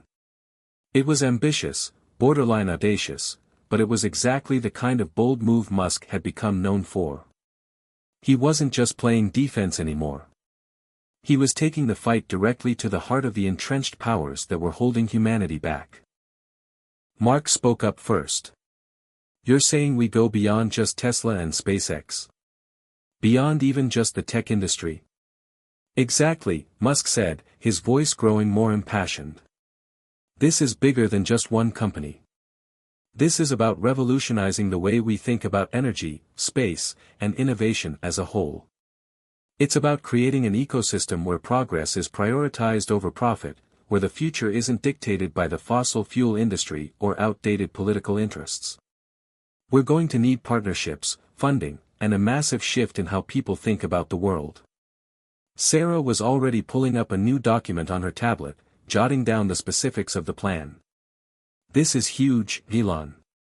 But we'll need to take a systematic approach to making this happen. We'll need to form alliances with other tech leaders, governments, environmental organizations, and more. We'll get them on board, Musk said, his confidence unwavering. The world is ready for this. We've been waiting for a moment like this for years. The public is hungry for change, and now we have the opportunity to lead it. As the days turned into weeks, Musk's vision began to take shape. He reached out to leaders in the tech industry, environmental organizations, and even government officials who were looking for new ways to combat climate change and ensure a sustainable future. It was a massive undertaking, but Musk had always thrived in high-pressure situations. And this was the ultimate test of his ability to influence the future. At the same time, the court case continued to unfold. With each passing day, the evidence against those conspiring to undermine Tesla and SpaceX grew stronger. Musk's team had uncovered more details, leaked emails, hidden financial transactions, and even testimony from whistleblowers within the opposing camps. Every piece of evidence exposed just how deeply the forces aligned against Musk had gone to maintain their stranglehold on the future. But the war was not just being fought in the courtroom. The battle for hearts and minds was playing out in real time, as public opinion continued to swing in Musk's favor. The media, which had once been a tool used against him, was now increasingly focused on his message of change and progress. As the revelations about the conspiracy gained traction, Musk's leadership began to shine through. It wasn't just about his companies anymore, it was about the vision of a better future, one that was built on clean energy, sustainable technologies, and space exploration. Musk wasn't just fighting for his companies, he was fighting for the future of humanity itself. One evening, after another intense meeting with his team, Musk stood alone in his office, gazing out at the city below. The lights of the skyline flickered in the distance, a symbol of the power and promise of the future. But Musk knew that the road ahead was still fraught with challenges. The forces that had tried to destroy him were not going to disappear overnight. But Musk was ready. He had faced impossible odds before and had always come out on top. He wasn't just playing for himself anymore. He was playing for something bigger, for a future that would outlast him, for a world that would remember him not just as a businessman, but as a leader of change. The fight was far from over. But Elon Musk had a plan, and he wasn't about to let anything stand in his way. "Let's make history," Musk muttered to himself, turning back to his desk. The world was waiting, and Musk was ready to deliver. In the weeks following Musk's ambitious announcement, things were moving at lightning speed. The groundwork for his new initiative was being laid out carefully, with each step designed to challenge the status quo and position Musk as the undisputed leader of a new era. The world had been watching the courtroom drama unfold, but now it was witnessing something even bigger, the beginning of a movement that had the potential to change the course of history. Tesla's headquarters buzzed with a renewed sense of purpose. Musk had always been known for his unconventional methods, but this felt different. It wasn't just about building rockets or electric cars anymore, it was about reshaping the global conversation about energy, technology, and the future. Musk was not just thinking about tomorrow, he was thinking about a century from now. Sarah Thompson and Mark Wheeler were both fully on board with the new direction, and they quickly assembled a team of key partners to begin fleshing out the details of the vision. Elon had called it the Open Future Initiative, a platform for collaboration between corporations, governments, and innovators around the globe to build sustainable, forward-thinking technologies. "It's time to take this conversation to the highest levels," Musk said during one of their late-night strategy sessions. "We need the world's brightest minds, the best engineers, the top policymakers. We need to convince them that the future we're proposing is the only future worth fighting for." As the days turned into weeks, it became clear that the initiative was beginning to gain traction. Musk had successfully reached out to influential figures in industries beyond tech. Environmental groups, clean energy advocates, even some political figures who had been vocal critics of Musk's methods, were now sitting down with him to discuss his grand vision. However, despite the growing support from across the globe, Musk knew there were still significant hurdles to overcome. The opposition was relentless, and the very institutions he was seeking to disrupt were not going to go down without a fight. The powerful corporations that had once tried to sabotage him were now regrouping, planning their next move. But Musk had anticipated this. He knew he couldn't win this battle alone. The key to success lay in building a new coalition, one that would not only include tech and energy companies, but also universities, nonprofits, and governments willing to invest in a new future. The stakes had never been higher. One day, as Musk was finalizing some of the details of the initiative, a video call notification pinged on his screen. It was a name he hadn't expected to see, Dr. Rebecca Hawthorne, one of the very people implicated in the conspiracy against him. Musk's eyebrows furrowed. Was this a trap? A last-ditch effort to try and undermine him? He clicked the accept button, and the screen flickered to life. Hawthorne, Musk said, his voice steady but cautious. What's this about? Dr. Hawthorne's face appeared on the screen, her expression unreadable. She was wearing a crisp business suit, her hair neatly pulled back. If anything, she looked more poised than ever. There was something different about her, something almost unsettlingly calm. Elon, I think we need to talk, she said, her tone direct.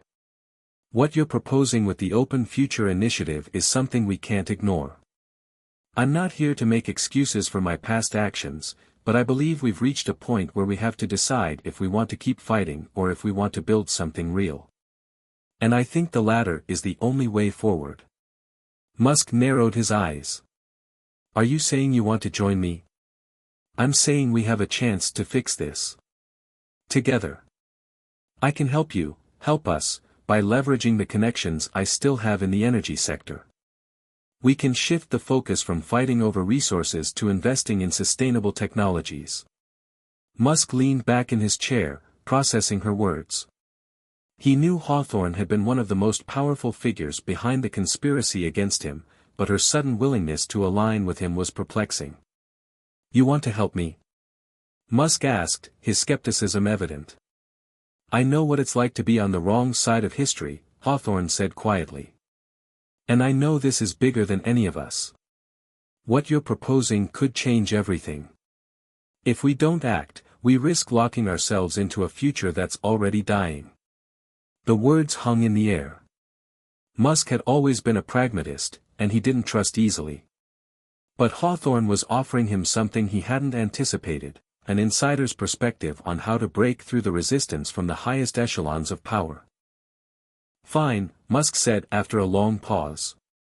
But I'm not going to let you use this as a way to save face or rebuild your career.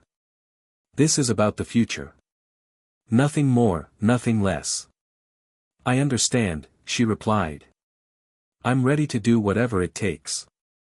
The old system is collapsing, Elon. You're right, it's time to build something new. In the weeks that followed, Musk and Hawthorne began working together, albeit cautiously. Their alliance was as unconventional as it was tenuous. Musk knew that Hawthorne had information that could help propel the Open Future Initiative forward, but he also knew that her past actions had been ruthless. The trust would take time to build, but the stakes were too high to ignore the potential benefits. Through Hawthorne, Musk was able to gain access to some of the most powerful individuals in the energy sector, including executives at major oil and gas companies. Together, they began to open the dialogue about transitioning away from fossil fuels and investing in renewable energy technologies. It wasn't an easy sell. Many of the industry leaders Musk met with were still entrenched in old-world thinking. They had decades of experience in the fossil fuel industry and were wary of Musk's vision. But Musk was relentless. He wasn't just selling a product, he was selling a future. And he had a way of making people believe in that future, whether they wanted to or not. Meanwhile, the Open Future initiative began gaining more attention in the media. What had initially been a controversial proposal was quickly becoming the topic of conversation at global summits, in political debates, and in boardrooms across the world. It was clear that Musk was onto something bigger than he had initially anticipated. And yet, despite the growing momentum, the shadow of the conspiracy loomed over everything. While Musk was forging new alliances, the forces who had once conspired against him were still pulling strings behind the scenes, doing everything in their power to undermine his efforts. But Musk was no longer fighting just to defend himself. He was fighting for something much bigger. The battle for the future had only just begun, and Elon Musk was prepared to lead it, no matter the cost. As Musk looked out of his office window one evening, a rare moment of quiet reflection overtook him. The world was changing. The fight wasn't over, but it was clear that the momentum was on his side. He had started with nothing but a vision, a dream of a better future. Now, that dream was taking shape before his eyes. The work ahead would be monumental, but Musk had never shied away from the impossible. He was determined to see this through, whatever it took. The future was in his hands, and he wasn't about to let anyone take it away. Elon Musk's life had always been a whirlwind, but never more so than in the days following the alliance with Dr. Rebecca Hawthorne. The public's fascination with his every move had grown exponentially. Musk had transformed from an eccentric billionaire businessman to a visionary leader of a global movement. Every tweet he sent, every public statement he made, was scrutinized. The media, which had once pounced on every opportunity to criticize him, was now increasingly captivated by the narrative Musk was creating. The idea of the Open Future initiative was resonating worldwide. It had evolved from a vague concept into a concrete project, with plans being drawn up, partnerships being forged, and an ever-growing number of supporters from various industries, governments, and NGOs. Musk wasn't just hoping for a future of clean energy and space exploration, he was actively building it. But as with every monumental step forward, the road was never straight. And those who had once tried to tear him down were far from finished. One evening, after a long day of meetings and conference calls, Musk sat alone in his office at SpaceX headquarters. The weight of the world was beginning to feel heavier. His fight was no longer confined to a courtroom. It wasn't just about Tesla or SpaceX anymore, it was about an entire system being upended. The Open Future initiative had grown into a massive undertaking, but with that came new challenges and new enemies. His phone buzzed, pulling him out of his thoughts. It was a message from Sarah Thompson, his trusted right hand at Tesla. It read simply, "We need to talk. Urgent." Musk's stomach tightened. Sarah was never one to send messages like that without good reason. He immediately called her. "What's going on?" he asked, his voice sharp. Sarah's tone was grim. "We've got intel. The opposition is not backing down. They're ramping up their efforts to sabotage the initiative from the inside out. It's not just media smears anymore, they're trying to create instability in your companies, stirring up discontent among your key employees." Musk exhaled slowly, his mind racing. He knew this was coming.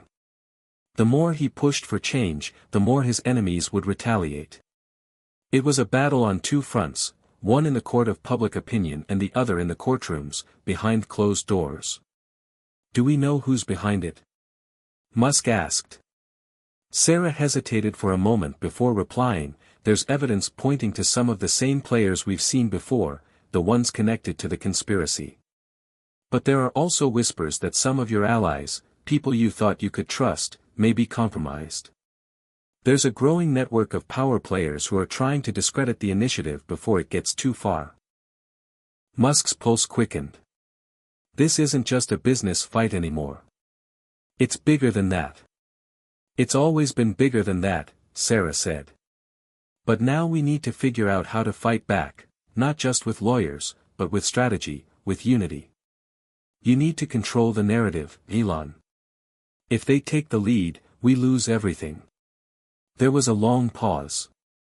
Musk could feel the weight of the decision pressing on him. The stakes had never been higher.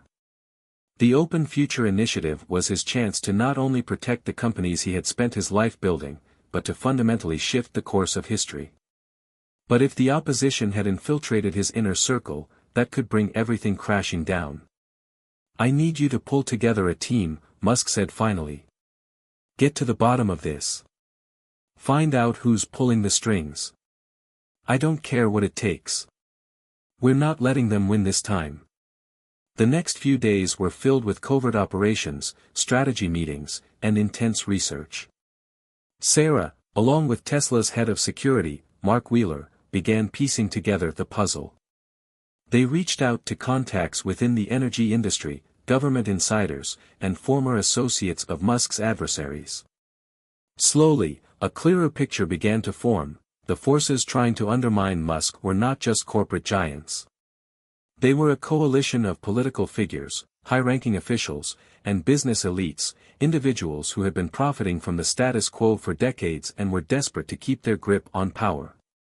Sarah discovered that there was one person at the center of it all, a name that was whispered in the halls of both Washington and Silicon Valley: Catherine Maxwell, a former high-ranking government official with ties to the fossil fuel industry. She was known for her ability to sway policy, control media narratives, and maintain an iron grip on the political machinery behind closed doors. Maxwell had been a key player in the attempts to sabotage Tesla and SpaceX in the past, but it seemed her ambitions now extended beyond just those two companies. "Catherine Maxwell," Musk muttered to himself when Sarah first presented the information. "I should have known." Maxwell had always been a shadowy figure in Musk's world, someone he'd had run-ins with over the years, but never someone who had directly threatened his ambitions until now. She was a powerful strategist, a master of manipulation, and she had the resources to make even the most formidable adversaries quiver. Her connections ran deep, and she wasn't going to let a new world built on clean energy and space exploration rise without putting up a fight. "You need to get ahead of her," Sarah warned. "Maxwell won't back down. She's already working with some of the top media outlets to discredit the Open Future Initiative, calling it a utopian fantasy that will bankrupt governments and corporations alike." "I know her game," Musk replied, his voice unwavering. "She thrives on fear, on convincing people that change is too risky. But she's forgotten one thing: people are ready for change. They're tired of the same old narrative. This fight isn't about money or power anymore, it's about the future. And that's something she can't control." Over the next few weeks, Musk and his team mounted a counteroffensive, using the very tactics Maxwell had relied on for years. They began leaking key information that exposed her ties to the fossil fuel industry and her attempts to stifle innovation. The media, once skeptical of Musk's every move, now found themselves covering the story with renewed interest. Musk was playing a long game, and this time, the narrative was on his side. But as the battle heated up, so did the pressure. Musk was constantly on the move, meeting with world leaders, attending press conferences, and orchestrating strategic moves behind the scenes. There was no room for error. One wrong step, and the entire Open Future Initiative could collapse. One evening, after a particularly taxing day, Musk stood in his office, staring at the map of the world on the wall. Pins marked the locations of key allies, potential partners, and those who still resisted his vision. He traced his finger across the map, wondering if this would be the turning point he'd been waiting for. "Elon," Sarah's voice broke through his thoughts, "we've got it. Maxwell's backers are starting to fracture. There's a wedge we can drive between her and some of the more moderate factions in the fossil fuel sector. If we play this right, we can isolate her and take her out of the equation." Musk's lips curled into a slight smile. "Then let's make sure we're the ones controlling the conversation. It's time to finish this." As the world watched, Musk and his allies prepared for the final phase of their fight.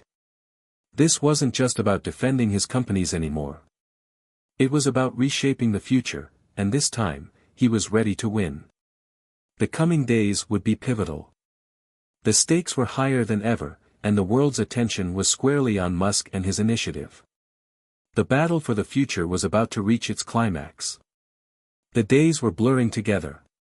Musk's life had become a series of high-stakes meetings, press conferences, and clandestine operations to outmaneuver his opponents. The pressure had reached a boiling point, and every decision felt like it could make or break the future of the Open Future Initiative. Yet, despite the relentless barrage from his enemies, Musk had never felt more determined. The stakes were too high, and he knew the world was watching. His office, a minimalist sanctuary of glass and steel, had become his command center. A constant stream of messages and updates from his team flooded his phone. The weeks following the discovery of Catherine Maxwell's involvement had been a whirlwind of counterattacks, both public and private. Musk had used the media's fascination with his every move to his advantage, turning the public's curiosity into momentum for his cause. But Maxwell wasn't backing down. She was a master of political gamesmanship, and her connections in the fossil fuel industry made her a formidable foe. The world had split into factions, those who believed in Musk's vision and those who feared it. The more the Open Future Initiative gained ground, the more the old guard of the status quo sought to undermine it. Powerful voices in government, media, and industry had rallied around Maxwell, trying to discredit Musk and his team. But Musk had one thing they didn't: his unwavering belief in the future. He wasn't just fighting for himself or for Tesla. He was fighting for the planet, for humanity's survival. One afternoon, Sarah Thompson called Musk into her office at Tesla's headquarters. She looked more tired than usual, the strain of the ongoing battle etched on her face, but there was a glimmer of hope in her eyes. She had just received some new intel that could turn the tide in their favor. "Elon, we found a way to neutralize Maxwell's influence in the energy sector," Sarah said, her voice low but urgent. "It's not going to be easy, but if we can gain the support of some of the moderate factions in the fossil fuel industry, we can isolate her. Once that happens, her network of power will collapse." Musk raised an eyebrow. "How do we do that?"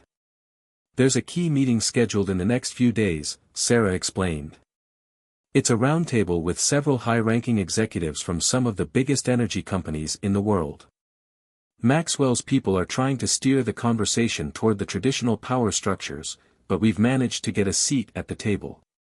If we play our cards right, we can win them over to our side.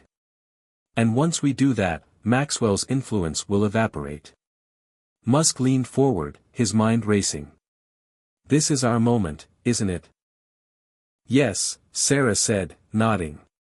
"It's now or never. We've already started to see cracks in Maxwell's coalition. She's losing allies, and people are starting to question her ability to deliver on her promises. If we can present a viable alternative to her vision, we'll have the leverage we need to bring the whole system down." Musk stood up and walked to the window, looking out at the sprawling landscape of SpaceX's headquarters. He could feel the weight of the decision ahead. This wasn't just a business deal, this was a turning point in history.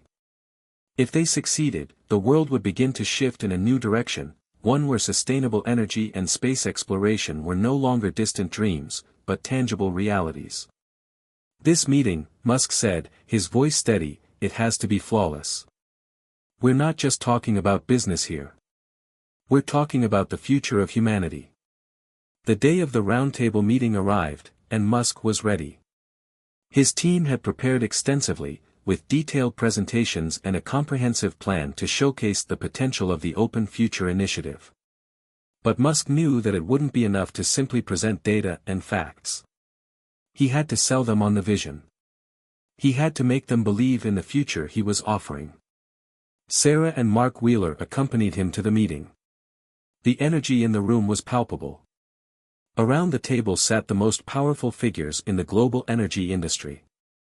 Some of them had made billions from fossil fuels, while others were more cautious about the transition to renewables. But all of them were acutely aware of the shifting landscape. As Musk entered the room, he could feel the weight of their eyes on him. Catherine Maxwell was nowhere to be seen, her absence was noticeable, but Musk had expected it. She was always a step ahead, and it was likely she was orchestrating something behind the scenes. But this was his moment to take control of the conversation. The meeting began, and Musk wasted no time. He stood at the front of the room and began his presentation, laying out the details of the Open Future Initiative. He didn't just talk about the technology, he talked about the moral imperative behind it. He spoke about the state of the planet, the need for immediate action, and the responsibility that the energy sector had to embrace the future. Ladies and gentlemen, Musk began, his voice steady but impassioned, we are at a crossroads. The old ways are no longer sustainable, and we can no longer afford to ignore the future. Our industries, our countries, our way of life are all at risk if we do not change course. The Open Future Initiative is not just about technology, it's about survival. It's about creating a world where future generations can thrive. We have a unique opportunity to lead the charge, to set the stage for the greatest transformation in human history. But we need your help. We need your partnership. There was a pause as Musk's words hung in the air. The room was silent. Musk could see the executives exchanging glances. Some were skeptical, but others were beginning to nod in agreement. Musk knew that this was the tipping point. They had to see beyond the short-term profits and understand the long-term vision.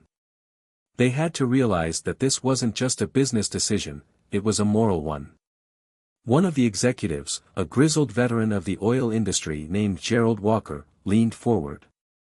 You're asking us to change everything. You're asking us to risk billions of dollars on something that might not even work. Musk didn't flinch. I'm asking you to invest in the future. And the future is happening right now. The world is already changing. The question is, do you want to be part of it, or do you want to be left behind? Another executive, a younger woman named Elena Ruiz, spoke up. But how can we be sure this will work?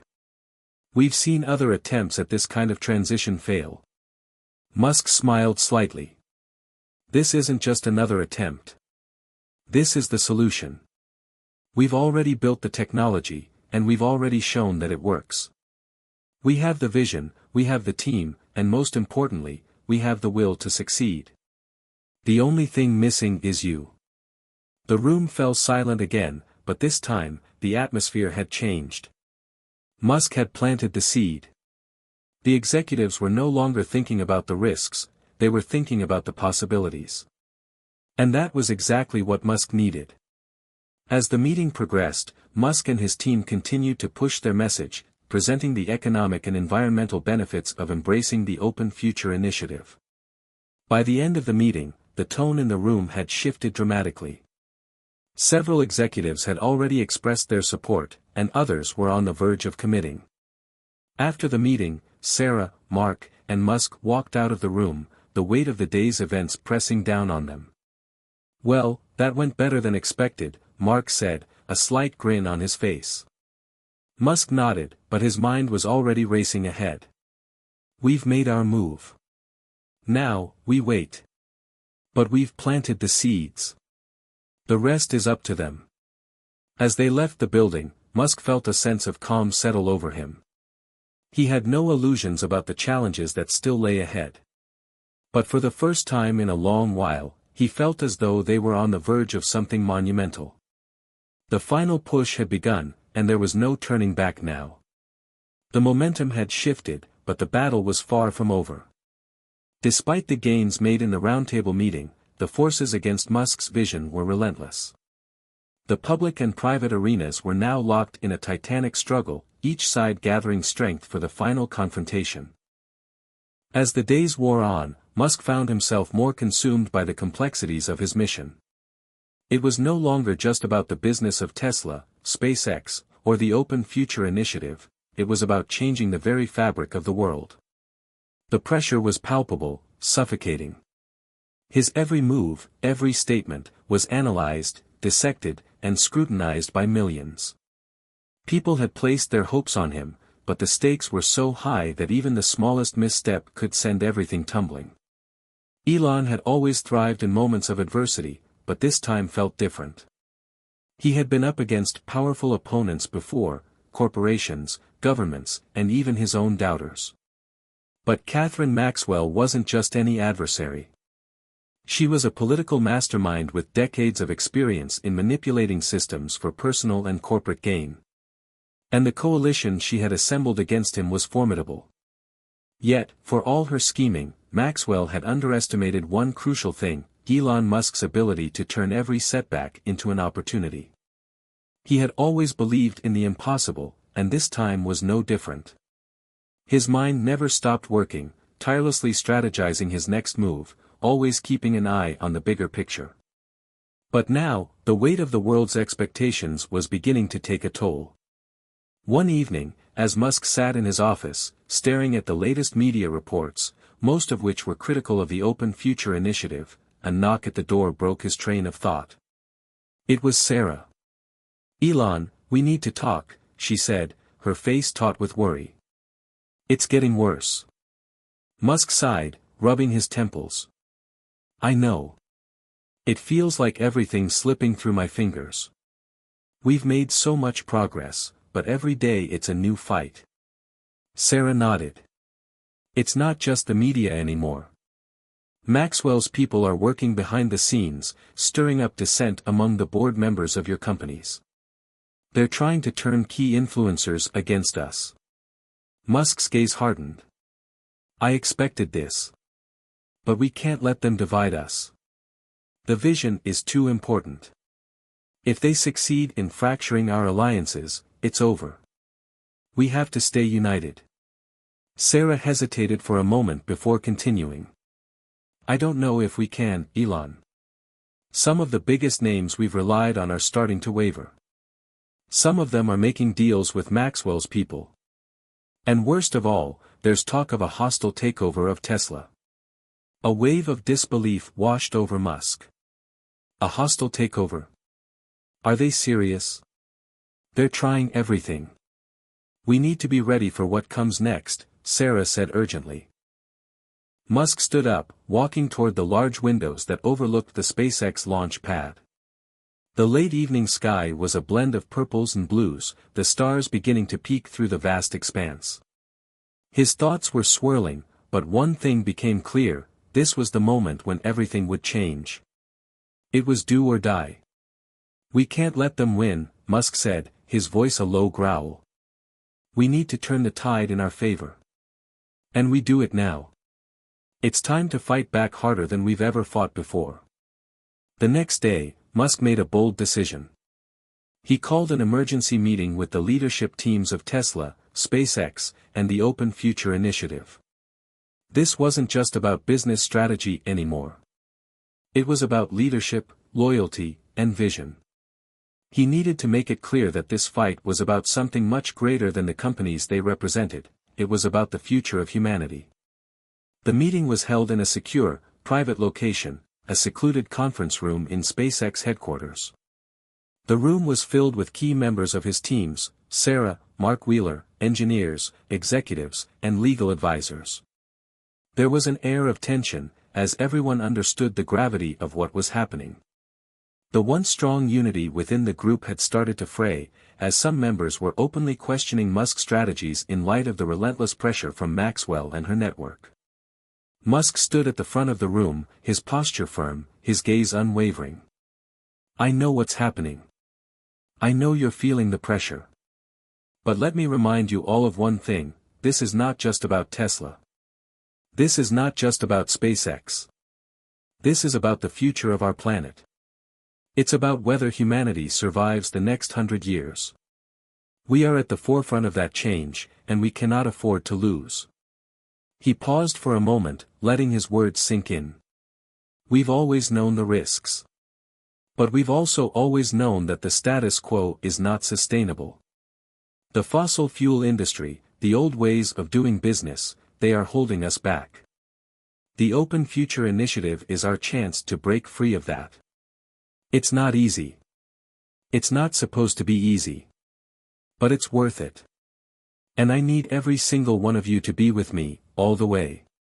Sarah, standing off to the side, could see the impact of Musk's words. The room had gone quiet, the tension palpable. Slowly, one by one, heads began to nod in agreement. Musk had done what he did best, he had inspired them. He reminded them why they were in this fight, what they were fighting for, and the kind of world they could build if they succeeded. We've all invested so much into this. We've worked tirelessly. And we've seen what happens when we push boundaries. It's time to push even harder. The next phase of Musk's plan was set into motion. He didn't wait for Maxwell to make her next move, he took control of the narrative. A live-streamed global conference was scheduled to announce groundbreaking partnerships with several key players in the renewable energy sector. This was Musk's counteroffensive.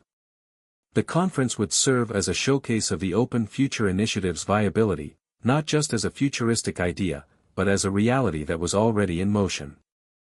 As the days ticked down to the event, the world's attention was increasingly focused on Musk. His every tweet, every public appearance, was scrutinized. And Maxwell's allies were ready to counterattack. But Musk remained focused. He knew this would be a defining moment. He was no longer just a CEO or a businessman, he was a revolutionary leader, fighting for a vision that could change the world. The risks were immense, but the rewards were even greater. The day of the conference arrived, and as Musk walked onto the stage before a sea of reporters, cameras flashing, and millions of viewers online, he knew that there was no turning back. The future was about to be decided. He stepped up to the podium, his eyes scanning the crowd. This was the culmination of everything, the years of hard work, the endless hours of planning, the countless sacrifices. It all led to this moment. He could feel the weight of the world on his shoulders, but he stood tall, unflinching. Elon Musk, the host began, welcome to the future. Today, we're here to witness the next great step toward a world where clean energy, sustainability, and space exploration are not just possible, they're inevitable. Musk nodded, his expression calm but resolute. Thank you. But let me be clear, this isn't just about progress. It's about survival. If we don't act now, if we don't change the way we think about our planet, we won't have a future to fight for. As the conference unfolded, Musk unveiled new advancements, new partnerships, and new solutions that would change the way the world viewed energy, space, and technology. The room was electric with energy, the possibilities now more tangible than ever. But as the final announcement was made, Musk couldn't shake the feeling that the fight was far from over. Maxwell's forces were still out there, and they would stop at nothing to tear him down. The battle for the future had reached its breaking point. Would Musk's vision prevail, or would the old guard win?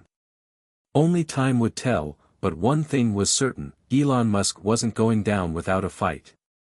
The global conference had been a success, the announcement had captivated millions, and Musk's vision was now etched into the world's consciousness. But as the applause faded and the cameras switched off, Musk's mind was already racing ahead. He had made his move, but the war was far from won. Behind the scenes, the true battle for the future of the world was unfolding in more ways than he could count. Catherine Maxwell had been quiet since the conference, but Musk knew that silence was often the precursor to a storm. Her political maneuvering, the backroom deals, the lobbying, these were the tools she used to weaken his influence. Musk couldn't afford to relax, not even for a moment. The next few days were a whirlwind of meetings, interviews, and strategizing with his teams. Musk had grown used to the constant barrage of demands on his time, but something felt different now. The stakes were higher than they had ever been, and the resistance he faced was growing more organized. One afternoon, as Musk was sitting in his office at SpaceX, going over a proposal for a new satellite launch, he received a call from Sarah. Her voice was tense, urgent. "Elon, we've got a problem." Musk leaned back in his chair, bracing himself.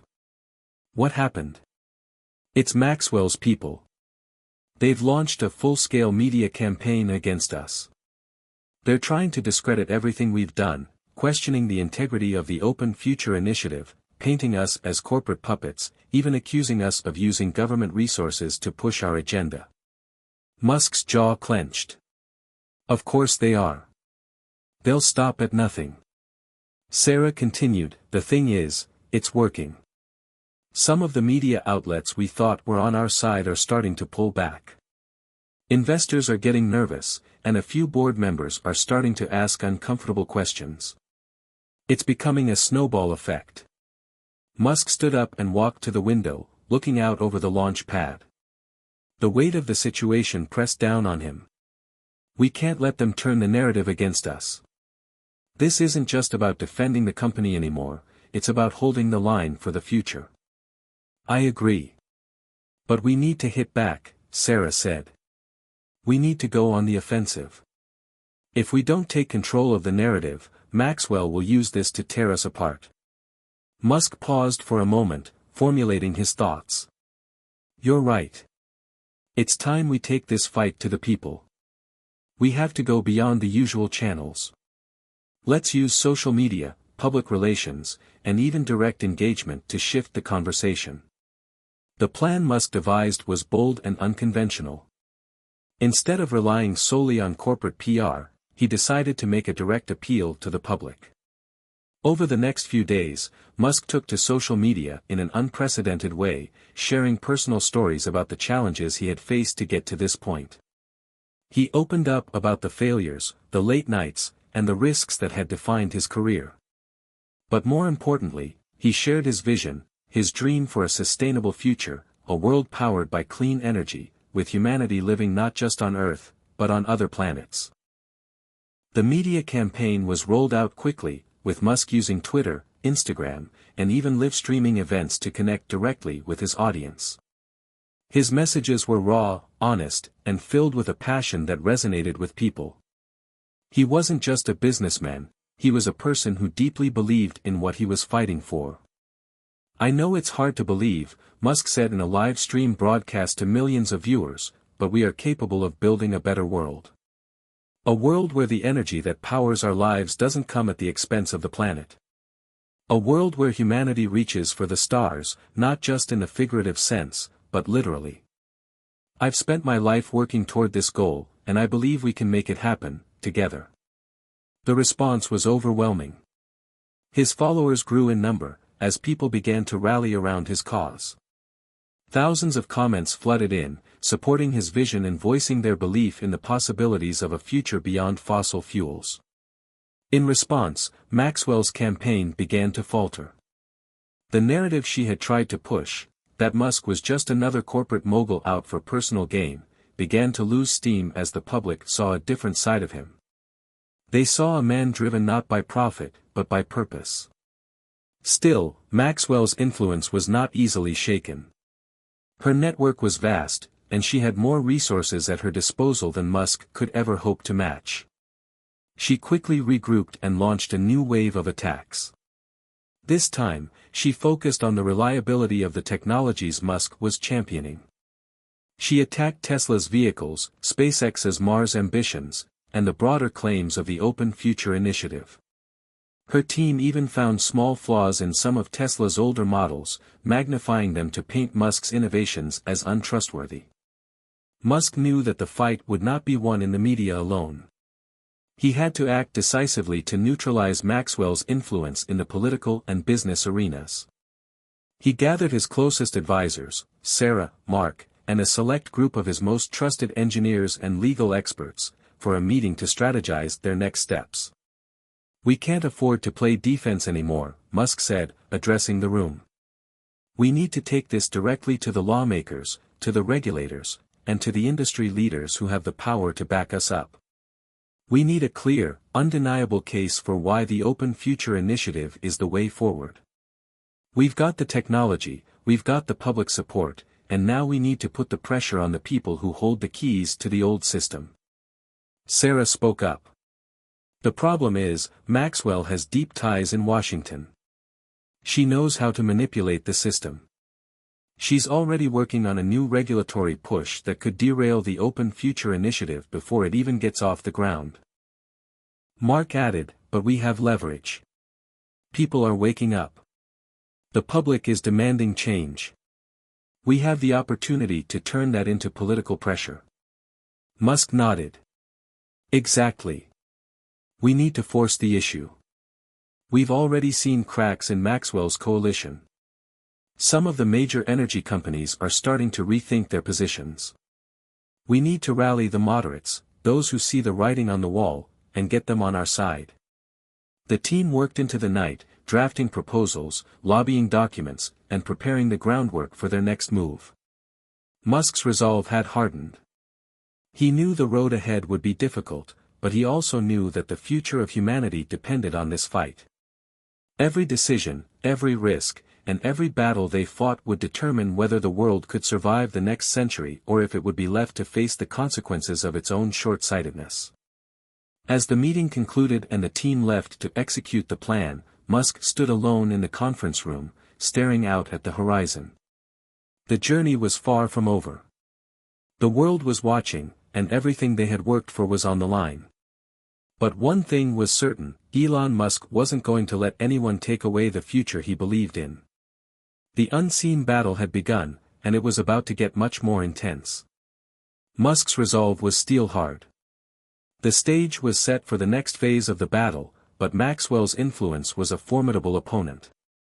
In the coming weeks, he knew they had to move faster, more aggressively, and more decisively than ever before.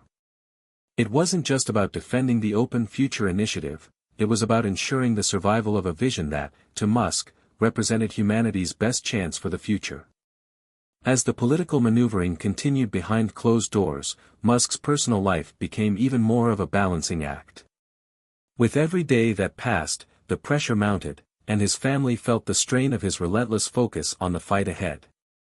He knew that while his teams were all in, he was beginning to stretch himself too thin. Late one evening, after a grueling day of meetings with lawmakers and industry executives, Musk sat in his private office at Tesla headquarters. The room was dark, lit only by the soft glow of his desk lamp. His fingers drummed idly on the desk as he thought about the latest updates from his legal team and Sarah. The fight was intensifying, but something felt different. His thoughts were interrupted by the sound of a soft knock on the door. Without looking up, he said, "Come in." The door creaked open, and Sarah stepped in, her expression serious. She didn't have to say anything for Musk to know that something had shifted. There was a weight in the air, a shift in the mood of the world. Something was changing. "Elon, we've got a major problem," she began, closing the door behind her. "Maxwell's campaign has gone global. She's targeted not just Tesla or SpaceX, but the entire narrative of the Open Future Initiative. There are rumors circulating, she's questioning your integrity, accusing you of being a puppet for the tech oligarchs. And the media is starting to echo it." Musk ran a hand through his hair, his frustration evident. "It's exactly what I feared. She's using the same playbook over and over. It's all smoke and mirrors. We need to get ahead of it before it gains too much traction." Sarah nodded. "I agree, but it's not just the media. We've lost a few high-profile supporters. Investors are pulling back, and some of the partnerships we were working on are stalling. Maxwell's team is also pushing a new narrative about our technology being unsafe, calling it unreliable and unproven. It's creating doubt, and it's spreading fast." Musk stared out the window, where the lights of the Tesla Gigafactory blinked in the distance, a symbol of all that he had built. "This isn't about the technology anymore, is it? This is about control. Maxwell knows that if she can undermine our credibility, she can stop this movement dead in its tracks." Sarah let out a quiet sigh. "Exactly. And it's working. We've lost the upper hand, Elon. The board is starting to show cracks. They're asking more questions, and they're questioning your leadership, your strategies. Some of them want you to step down." At the mention of stepping down, Musk's jaw clenched. "They want me to step down. They don't understand. The world needs this. This isn't just business, it's the future. We can't let her or anyone else take that away." Sarah placed a hand on his shoulder. "I know. But we need a solution, something bold. We can't just play defense anymore. We need to go on the offensive. Musk turned and locked eyes with her. You're right. It's time to end this. The next morning, Musk made an announcement that would shift the course of the battle. In a rare public appearance, he took to social media to challenge Maxwell directly. The world had grown accustomed to his spontaneous tweets and bold statements, but this was different. This wasn't just a post, it was a direct call to arms. To Catherine Maxwell and those who stand with her, I challenge you to show the world that you are not afraid of the future. You say we're pushing for profit, but you're the ones who are holding humanity back. I believe that the future isn't something to be afraid of, it's something to build. And I will continue to fight for it. The tweet went viral almost instantly. The media went into a frenzy, covering Musk's challenge from every angle. Supporters flooded his social media with messages of encouragement. Critics, on the other hand, amplified Maxwell's counter-narrative, but the energy had shifted.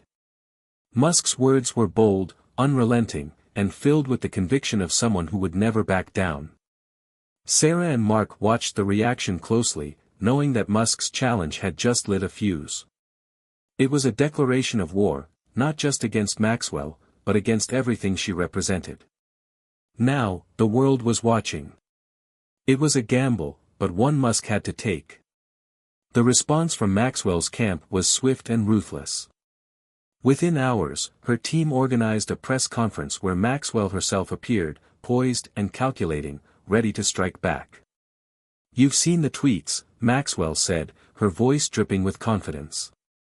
Elon Musk claims to be building a better world, but let's look at the facts. Tesla's vehicles, once hailed as the pinnacle of innovation, are plagued with issues. SpaceX's mission to colonize Mars. Nothing more than a pipe dream. And now, Musk wants you to believe that the future of humanity rests in the hands of a few billionaires. She paused, letting the words sink in. The truth is, Musk's vision isn't about the future, it's about his own self-interest. He is using his companies, his influence, and his resources to push an agenda that benefits only a small elite. The real future. It's about sustainability, fairness, and ensuring that no one is left behind. And that's something Musk will never understand. The attack was brutal, and it quickly spread across all major media outlets. Maxwell had once again turned the public narrative against Musk, painting him as a self-serving entrepreneur out of touch with the needs of the average person. For a moment, it seemed as though her strategy might succeed. But Musk wasn't ready to let the fight end there. The next few days saw Musk stepping up his counteroffensive with laser-like precision. He addressed the accusations head-on, holding an impromptu live stream in which he answered questions directly from his followers, his supporters, and even his critics. I get it, Musk said, his voice calm yet filled with determination. I'm not perfect. But I'm not in this for the money, and I'm not in this for the fame. If you think this is about ego or wealth, you've missed the point. The point is survival. The point is giving humanity a chance to thrive, not just on Earth, but beyond it. As he spoke, his eyes locked with the camera, as if speaking directly to the millions of people watching. You don't have to agree with me, but you have to recognize the urgency. The world is facing a crisis, and if we don't act now, we may never have a chance to change it. This isn't about the past, it's about the future. By the time the live stream ended, Musk had reaffirmed his position. The narrative was shifting again, but it was still an uphill battle. The war of words had only just begun, and the stakes were higher than ever. Maxwell had one final move left to make. She knew that she couldn't defeat Musk with just words. Now, it was time for action. And so, the battle entered its next phase, one that would define not just the future of Musk's companies, but the future of humanity itself. The gloves were off. The pressure had reached its boiling point. After months of back and forth, media volleys, and political maneuvering, Elon Musk knew that he was at the precipice. The battle against Catherine Maxwell had escalated from a series of public attacks to a much more personal confrontation. The walls were closing in, and now, more than ever, he needed to act decisively if he was to save everything he had worked for. Sarah had come to him with the news that Maxwell's team had finally crossed a line. They had found a way to leverage public sentiment to block the Open Future Initiative's crucial regulatory approvals. The political pressure was mounting, and a key legislative vote was coming up in just a matter of days. Musk had always prided himself on thinking several moves ahead, but now it felt like everything was on the edge of crumbling. The morning of the vote, Musk sat in his office, looking out over the sprawling landscape of the Tesla Gigafactory. The hustle and bustle of the facility below felt like an ant farm from his vantage point, organized chaos, a vision of what was at stake. The world had shifted. He could feel it in his bones. Every decision, every tweet, every strategic move had led to this point. But Catherine Maxwell wasn't just a political opponent, she had become an embodiment of everything Musk was fighting against, the corporate interests and political elites who had built a system that was slow to adapt, slow to innovate, and slow to change. And now, she was trying to pull the brakes on the very vision that Musk believed was the key to the future of humanity. Musk's phone buzzed, snapping him out of his thoughts. It was a message from Sarah. Maxwell's people are making their final push. The lobbyists are all over Capitol Hill. There's no way to counter it unless we go direct. We need a bold play. Musk's mind raced. A bold play. That was exactly what he needed. He stood up, pacing the room as the weight of the moment settled in. There was no more time for second-guessing. No more time for hesitation. The Open Future Initiative, the technology, his vision, it was all at risk. Sarah, Musk said as he tapped out a quick response. We need to take this fight directly to the people. I'm going to do a live broadcast. A public address. I'll lay it all out. No more games. No more politics. Just the truth. That evening, Musk went live. The broadcast began as thousands tuned in to watch. It was an uncharacteristic move for him. His previous public addresses had always been spontaneous, filled with sound bites and off-the-cuff remarks. This time, he was prepared. He was focused. And he knew that this moment had to be perfect. Musk sat at a simple desk in front of a plain backdrop, no flashy graphics or distractions. It was just him and the message he needed to deliver. Good evening, Musk began, his voice calm yet filled with conviction. For years, we've been working toward a future where humanity is not just sustainable on Earth, but capable of reaching the stars. We've made incredible progress, but we are facing an enemy that would rather see us fail. An enemy that does not want progress, does not want innovation, and does not want to see humanity succeed. That enemy is the status quo. He leaned forward, his gaze intense. You've heard the lies. You've heard the accusations. You've heard that I'm out for personal gain, that I'm trying to control the future for a few elites. But let me tell you this, I am not in this for the money. I am not in this for the fame. I'm in this because I believe we have no other choice. We are running out of time. The future is now, and it is slipping through our fingers. The comments section flooded with reactions, but Musk didn't look away. His message was clear. He wasn't just addressing Maxwell's attacks, he was addressing the entire world. We have the technology. We have the people. And we have the vision to build a sustainable, thriving future. But if we let people like Catherine Maxwell and the political elites win, we will be stuck in the past. We will continue to destroy the planet and put our children's futures in jeopardy. But if we come together, if we choose to innovate, to embrace progress, to do what's right, we can change everything.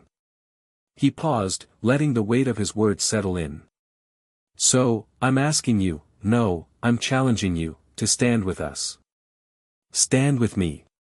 Stand for the future. The live broadcast exploded across the internet, generating millions of views in a matter of hours. The reaction was immediate. Supporters rallied around Musk, flooding his social media with messages of solidarity. #StandWithMusk became a trending hashtag. For the first time in months, Musk felt the tide shifting in his favor. Maxwell, however, wasn't the type to back down quietly. She responded within hours, accusing Musk of trying to manipulate the masses with empty promises. She launched a counter-campaign, questioning Musk's sincerity and accusing him of using the crisis as an excuse to consolidate power. But Musk knew he had struck a nerve. He wasn't just fighting against a corporate rival, he was fighting for the future of the planet. And for the first time, it seemed like the public was starting to recognize that. The days leading up to the vote were tense. Musk kept his focus, attending last-minute meetings with lawmakers, calling in favors from his supporters, and pushing forward every angle he could. But it wasn't just about pushing the legislation through. It was about proving that his vision was the only way forward. On the day of the vote, Musk sat in his office, waiting for the final results. His team was on the ground in Washington, lobbying key senators, ensuring they had the votes they needed. The tension was palpable. Finally, the news came in, the vote had passed. The Open Future Initiative had secured the necessary backing to move forward. The room erupted in cheers. Musk sat back in his chair, exhaling a long breath. It was a victory, but it was just one battle in a much longer war. As the dust settled, Musk realized that the fight wasn't over. Maxwell would continue to fight. The road ahead would be long and filled with obstacles. But for now, Musk had achieved something monumental.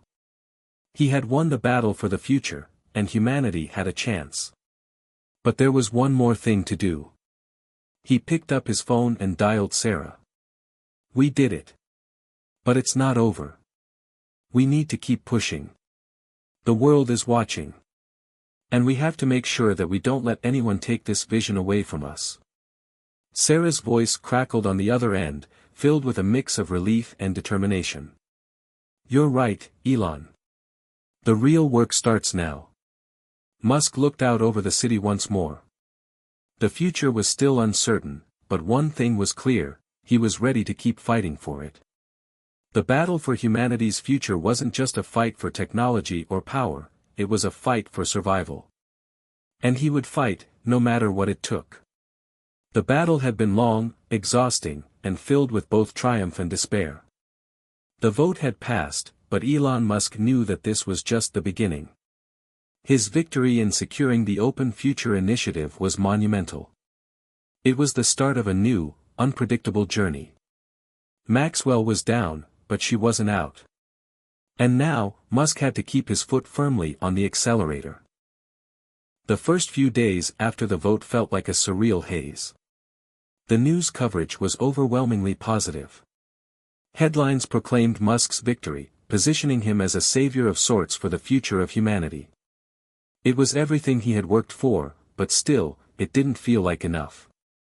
The looming challenge was how to consolidate this win and turn it into something that would not only change the course of technology but also reshape society itself.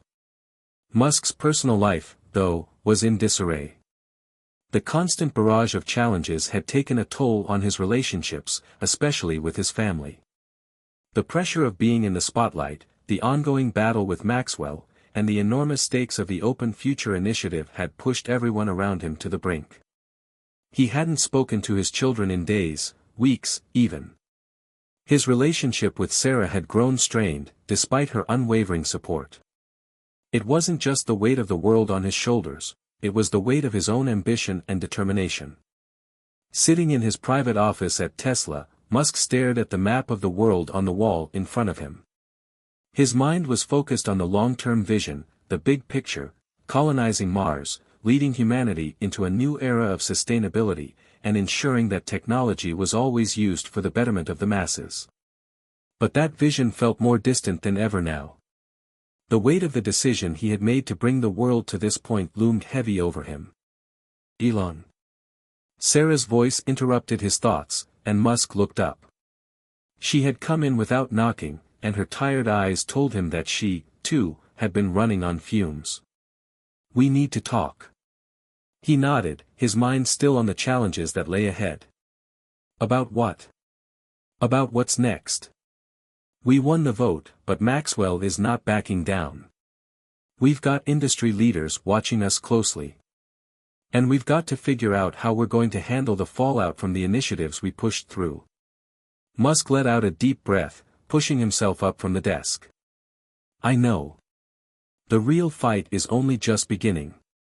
Maxwell's people are going to drag this out, and they'll attack us from every angle they can. Sarah crossed the room and stood beside him. Exactly. But, Elon, we've come this far. We can't let it fall apart now. You have to make sure we can get the regulatory approvals we need. You need to make sure that Tesla, SpaceX, and all the companies pushing forward with the Open Future initiative stay strong. He looked at her and for the first time in a while, he let his guard down. I'm tired, Sarah. I'm tired of fighting all the time. It's exhausting. She placed a reassuring hand on his shoulder. I know, but you're not in this alone. We've got to think ahead, plan carefully. We've got a moment to catch our breath, but we can't waste it. We need to prepare for the next round. He stared out the window, deep in thought. It had been a long road to get here, but what came next would require a new level of strategy. He needed to make sure the initiatives were not only approved, but that the future would remain in the hands of those who truly believed in it, those who understood the urgency. This wasn't just about personal success. This was about legacy. And Elon Musk knew that his legacy, no matter how large, would ultimately rest on whether or not he could push forward through the next wave of attacks. The days turned into weeks, and Musk's presence loomed over the industry like a shadow. His tweet storms, his interviews, and his public addresses continued to rally his supporters, but also ignited firestorms of criticism from Maxwell's camp. The fight was anything but over. In fact, it felt like the real challenge was just beginning. Musk, however, wasn't one to back down from a challenge. He began to prepare for the next phase, not just with words, but with action. This time, he would be more strategic. More subtle. And, more importantly, he would begin reaching out to allies in the political, tech, and environmental sectors to build a coalition that could push forward the policies he needed. He took a trip to Washington, D.C., with Sarah and a handful of key executives. They met with powerful senators and congresspeople who had long supported his vision, but now, Musk had a new weapon, his newfound credibility. The public's trust in him had grown stronger than ever, and he used that trust to leverage meetings that would set the tone for the future. Each handshake, each conversation, was a calculated move to solidify his power and prepare for the long-term struggles that were coming. But even as he walked the halls of Congress, Musk couldn't shake the feeling that Maxwell was always one step ahead. She wasn't simply reacting to him, she was planning. She had become a master at manipulation, using the media to stoke fear, challenge the legitimacy of his efforts, and paint his vision as something dangerous rather than hopeful. Back at Tesla headquarters, the atmosphere was one of uncertainty and quiet resolve. Musk had pushed for more aggressive development of electric vehicles, sustainable energy solutions, and Mars colonization technologies. But it was becoming clear that not everyone shared his urgency. Some of the board members were cautious, warning Musk about the financial risks involved, while others worried about the public backlash. Musk was not one to play things safe, but now he had to contend with the reality that his vision, no matter how noble, could fracture under the weight of his own ambitions. He was pulling in every direction at once: Tesla, SpaceX, Neuralink, the Open Future initiative, and the strain was starting to show. The risk was becoming enormous. Late one night, as Musk sat alone in his office, he received a call from one of his most trusted allies, Mark. Elon, Mark said, his voice tense. Maxwell's about to launch a new attack. She's using her connections to target Tesla's supply chain. She's got insider information, and she's planning to sabotage our next big rollout. We need to prepare for a fight. Musk leaned back in his chair, his fingers tapping rhythmically on the desk. "We'll handle it," he said, his voice cold and determined. "We've fought worse. We've built something no one thought was possible. We just have to keep moving forward." The battle with Maxwell was far from over, but Musk had gained something more valuable than victory. He had gained perspective. The world was watching. Every move he made would be scrutinized. The future wasn't just about technology, it was about the fight for humanity's soul. He had a choice to make, to push forward and take greater risks or to find a new path. But one thing was clear, there would be no turning back. The road ahead would be filled with challenges, but Musk was ready. He had proven that, when pushed to the brink, he could adapt, evolve, and keep fighting. And this fight, for the future, was just beginning. As the screen went dark, the future felt more uncertain than ever. But one thing was certain, Musk would keep fighting, no matter the cost. Hit subscribe and leave a comment with where you're watching from. This story might just spark a new beginning. What's one thing that always pushes you forward, even when things get tough?